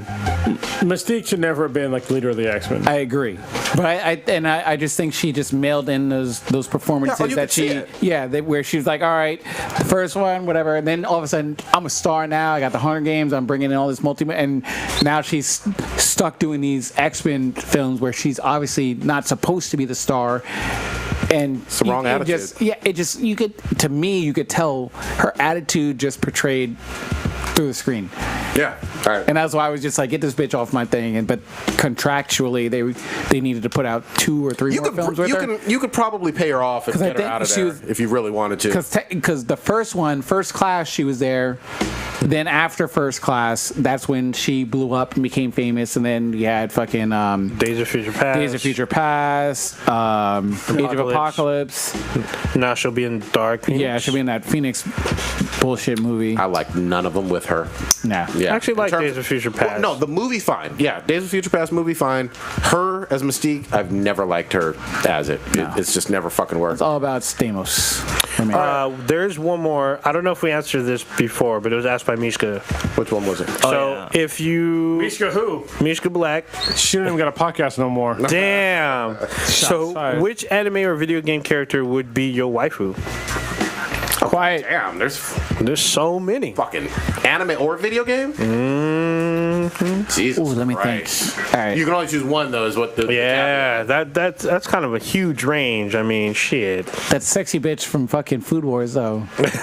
Wait, the God God tongue. Oh, God tongue. Fucking bad. Wait, nobody's picking the teacher from High School of the Dead. I was thinking about the nurse. Yeah, the Oh, nurse she- from High School of the Dead. Oh, was it? Yeah, the nurse. I'm gonna go old school, a little old got school on you. Kaylee's. I'm going Bayonetta. Oh, okay. Oh, I'm gonna go with Yorichi from Bleach I was thinking her too. because she's brown and beautiful and she can shapeshift. Ooh, I mean, go with God tongue. Yeah. She can cook. she can cook and she has a lot of flavor. Yeah. All right, what was yours again? I'm gonna do a video game. I'm gonna pick Joanna Dark from the Perfect Dark series. I haven't played Perfect Dark. You haven't All played Perfect? Oh yeah, because it was a Nintendo thing for a little while. right. All right. But for officially, I was gonna look up her name, but the sword chick from High School of the Dead, the one that he's the mashing one with out. purple hair. Purple hair, she was Yeah. perfect. Yeah, She she was was Stitch, fucking- right? Yeah, she was fucking perfect. She was fucking zombies up. All right, let's round it up. Stitch, what you got popping this week? Let me think. Nothing too much. Tomorrow I have that thing going on for work or whatever. If you guys are still there. able to attend, that'll be awesome. What time? It's at 7. Starts at 7. I'll be there. Yeah. So that'd be really cool. I wish I could get into more detail about worry what about it is, but Thank for work. it's it means a lot to me and everything. It's pretty cool, and yeah. So I'm excited about that whole aspect of it. Yeah. That was the most least descriptive Is thing. that all you got? Yeah. That was so bad. That was bad. Old Ninja, what you got popping? I can't. So I don't know why you can't just say you're going to a Bukkake Fest. So Oh, I'm going. God. Yeah, I'm going Yeah. to Stitch's Bukkake Fest. I'll Stitch be. is the recipient. Yeah, I'm the first one up in line, so I'll make sure I'm there on time. Whoa. Yeah, Yeah. that was descriptive. Other than that, so we might get some Twitch play going tomorrow night, possibly trying to take the hill in the Save World the War One. Allies. Yeah, so we may be doing that tomorrow. Yeah, possibly tomorrow night. We'll see how long Stitch's event goes on. If we have to like drag him out and bathe him down after. You gonna bathe Stitch? With the, Well, he might be passed out after all the action. So. you gonna bathe him while he's passed out? Just get a hose, just hose him down. It's gonna be in Lake This Titicaca. gets creepier. creepier. I'm not giving consent. You don't have to. It's fine. And then going to this is the last home A's game, I believe. Something like that. Yeah, so it's Star Wars night. So I'm day going you to going? that Saturday night. I'll be there too. I'm going to going- a game on Monday. Yeah, I'm going Saturday night because it's fireworks night, Star Wars night, and they're going to be giving away a lot of stuff. So I plan on doing that. I'm actually watching a lot of DS9. And I need to finish The Strain actually because I just ended. Good finale. Yeah, we didn't really talk about Rick and Morty, but that shit's been fucking up my mind. Oh, 'Cause that yeah. shit's been getting. Finally watched the Pick a Rick episode and another one too. The Pick a Rick episode. It was so dank. K-Mac was high when she watched it and she had to stop. She was like, "This is too much violence." It's like, holy shit! So I had to go back and watch it, and then I watched the one where Is it the Mad Max one? no. I saw the one where he was in like a place where he couldn't die. Oh, yeah, yeah, the, yeah, play, the the roller amusement park. coaster? Yeah. Oh, You had to go yeah. outside that loop or whatever on the Oh, dude. Yeah, the last couple ones, like the Council of Rick one. The last that was two were really crazy. good. Oh my god, that's just been fucking on my mind. Yeah, where you said about you pitching the policeman's ball to a black kid. Oh yeah, I was just like, my eyes to got a black, all to wide. a black teenager. To a Yeah, black teenager, I was that's like, like the holy first. shit. That's literally the first 30 seconds of the fucking episode. So good. I was like, holy shit. That shit's extra dang. Extra next. I was like, holy shit. But I yeah. love how Rick breaks the fourth wall and shit. Like All the time. There's, All the yeah, time. there's like a rumor that says that he knows that he's in a TV show and he has to continue to be funny. And if he doesn't start being funny, then that's when his world The ends. writing on that is so good. Yeah, it's crazy. There's so many theories about the show, like every week after the air. So it's good. So that's pretty much all I'm doing. I don't know how you have that show not winning 11 Emmys. I'm just saying, for comedy and comedy writing. It's really good. Yeah. Yeah, I'm gonna go back and watch probably them all. So Yeah, that's right. You'll enjoy it. They're It'll be a- fucking crazy. You all set? Yeah, that's it. Carlos, what you got? So real quick with comics, I'm gonna. Shit, I gotta sneeze. This is fucking bullshit. All right, went away. All right, so I'm gonna try to do something every week where I do the previous week's comics like review. Okay. So I will go through the previous week's comics that I've read and then do like a vlog on that. I think that'll be cool. I have another vlog that I've been trying to make, but I gotta do some more B-roll that's like kind of out of sequence to like make the whole vlog like complete. That'll be coming out soon. A couple other things. Shit. I had thoughts. Definitely check out our You've been Instagram. drinking. Definitely check out our Instagram because Chronos Punk posts up his comic pool for the week. And that's BTI on Instagram. That I do. Other than that, I guess, fuck it, because, yeah, I've been drinking. That's all good. Blue, what you I've got? been drinking. So this weekend, I am finally going to fucking Shit. play. Sorry, Oh, go ahead. I remembered. No, go ahead. So I'm looking at it. All right, so when we had Joseph P. Illage on the podcast, Oh, we didn't talk about that. he actually gave us kind of like a scoop on Catalyst Prime, Okay. and it has to do with the comic that is right here. It's like the top comic. Superb. It's called Superb. And on this comic, they finally talked about how the main, I thought who was the main character, has Down syndrome. Mm-hmm. Or, shit, I'm pretty sure it's Down syndrome. Yeah. Yeah. And he's one of the main characters, and I didn't know because he said like he said that he had a partner, and in the comic I thought the partner was somebody else, but it's really the person that is on this cover. All right. This is issue number 3 he's holding up. Yes, holding up issue number 3. So not only is the main hero that you first start reading somebody with Down syndrome, but his like not sidekick, but I guess like person that's helping him is also a person of color. All right. So that's really cool. That wasn't like something that was talked about in the first 2 comics. Okay. Even though that the person was in the first 2 comics, but I didn't know that she also had superpowers. Nice. So that was really cool. Thank you, Joseph. Catalyst Prime continues to amaze, and there's a new comic coming out, I think this month or next month, that's called The Astonisher. All the comics thus far have been awesome, and you know me, I'm a fucking stickler for true diversity. They're doing it right. And yeah, please pick up Lion Forge's Catalyst Prime comics. Give them some love, and trust me, you will enjoy them. And listen to that interview that we had with Joseph. Yeah, exactly. And if y'all are sort of iffy about it, listen, Christopher Priest is heavily influencing this entire event. And he's one of the gods of comic book writing. Really is. If you don't know about him, just fucking Google him. So there you go. Awesome. Good shit. Sorry. No, that's great. Blue, what you got? Wait, before I finish my say what I'm gonna do. So You gonna interrupt yourself? yeah, basically. I'm not. Did we ever talk about how the writer for High School the Dead had passed away back in March? Yeah, we mentioned it. That was a long time We ago, mentioned it, Yeah, I fucking it was so long ago. I Sad. can't I killed remember. the whole series, man. Yeah. Anyway, so going on to my I'm gonna try. I promise that I'm gonna play Batman Season 2 Telltale game this weekend, and I'll talk about it next week.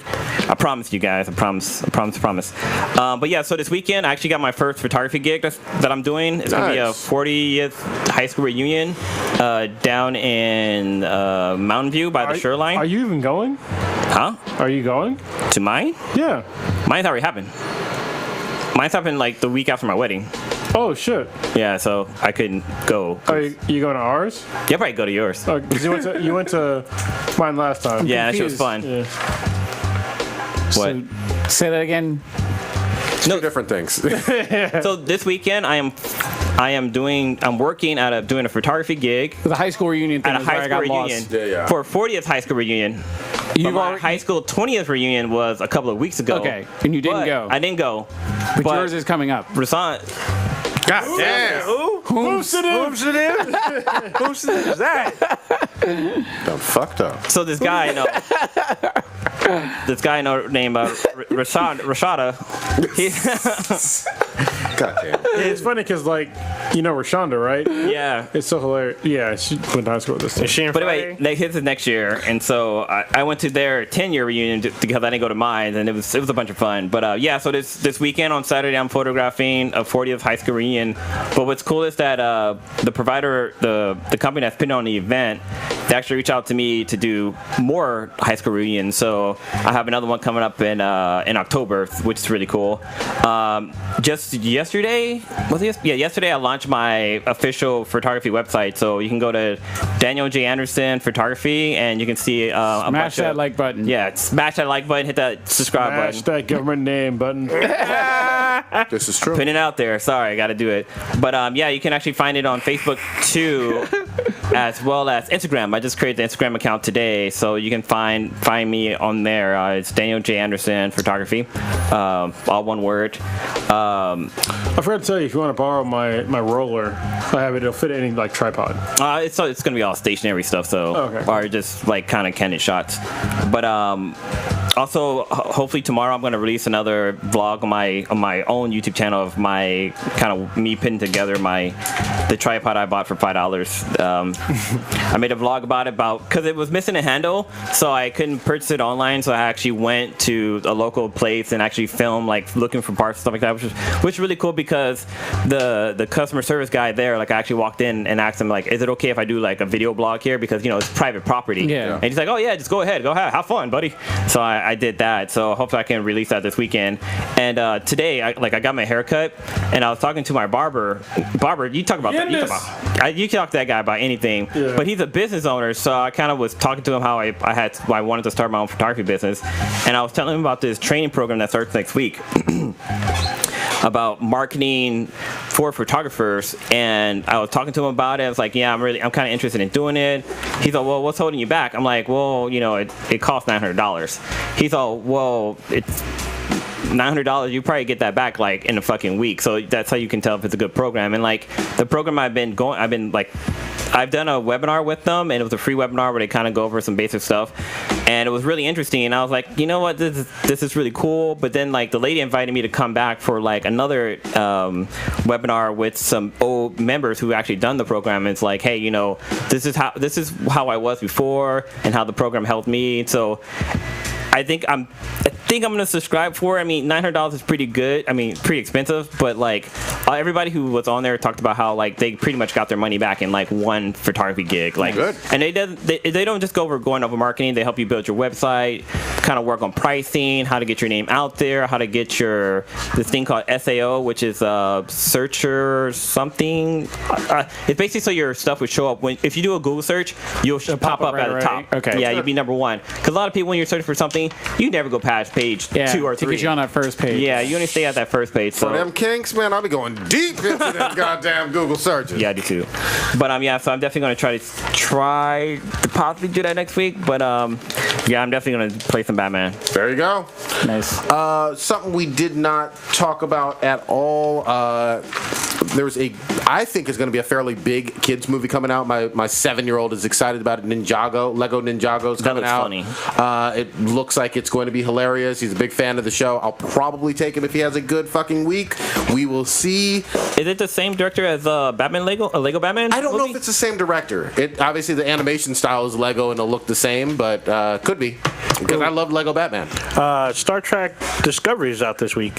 Oh, on that bullshit on CBS app? Access, yeah. We'll watch. I'll watch it. I don't give a fuck. Kingsman 2 comes out on Friday. Wait, we got to stop real quick. Fuller House Season 3 drops this Friday. Thursday. Fuck that laugh track. Fuck that laugh track, but fuck them some Stephanie titties, boy. Woo-wee. Yeah. Full of meth. Still working on finishing up that that Destiny campaign hopefully with the clan. I want to get on there, playing some Battlefield 1, and I got back into Full Metal Alchemist Brotherhood, and it's just as awesome as I remembered it to be. So I fucking love that, and I'm catching up on Naruto. I only have 911 more episodes. If y'all didn't know, actually nobody knows because we haven't announced it yet, but we're gonna have the people from Primus 7 yes on next week. It'll be released later in the week, probably. We're gonna record it next week on Wednesday, but we're not gonna release it until probably like Thursday or Friday. So yeah, that'll be a good podcast to listen to. They do some really cool like diversity in like manga and anime. Absolutely. We talked about them a couple weeks ago. Yeah, so we're really excited. Ran into him at Crunchyroll Expo. Big fans. And then also shout out to Salam. He emailed us back today. I'm going to reply back tomorrow. I've been typing it up, but I was busy working today. He knows what I'm talking about because he had some shit going on in his life too. So I'll reply back. I definitely want to hear his thoughts on his upcoming project. So that'll be some like up and coming shit. Kind of shit. Squirrel. And if you haven't listened to it already, we had an awesomely dank, super fun conversation with the Castlevania director, Sam Dietz. He was fun. S-Class interview. Definitely listen to that because we all love it. Who is Sam Dietz? Sam Dietz is the Castlevania director. From Netflix. Yeah, from Netflix, Castlevania. And he also directed the cutscenes for a bunch of games. Yeah, video games. We get all into his history. Yeah. Listen to it. It's fucking awesome.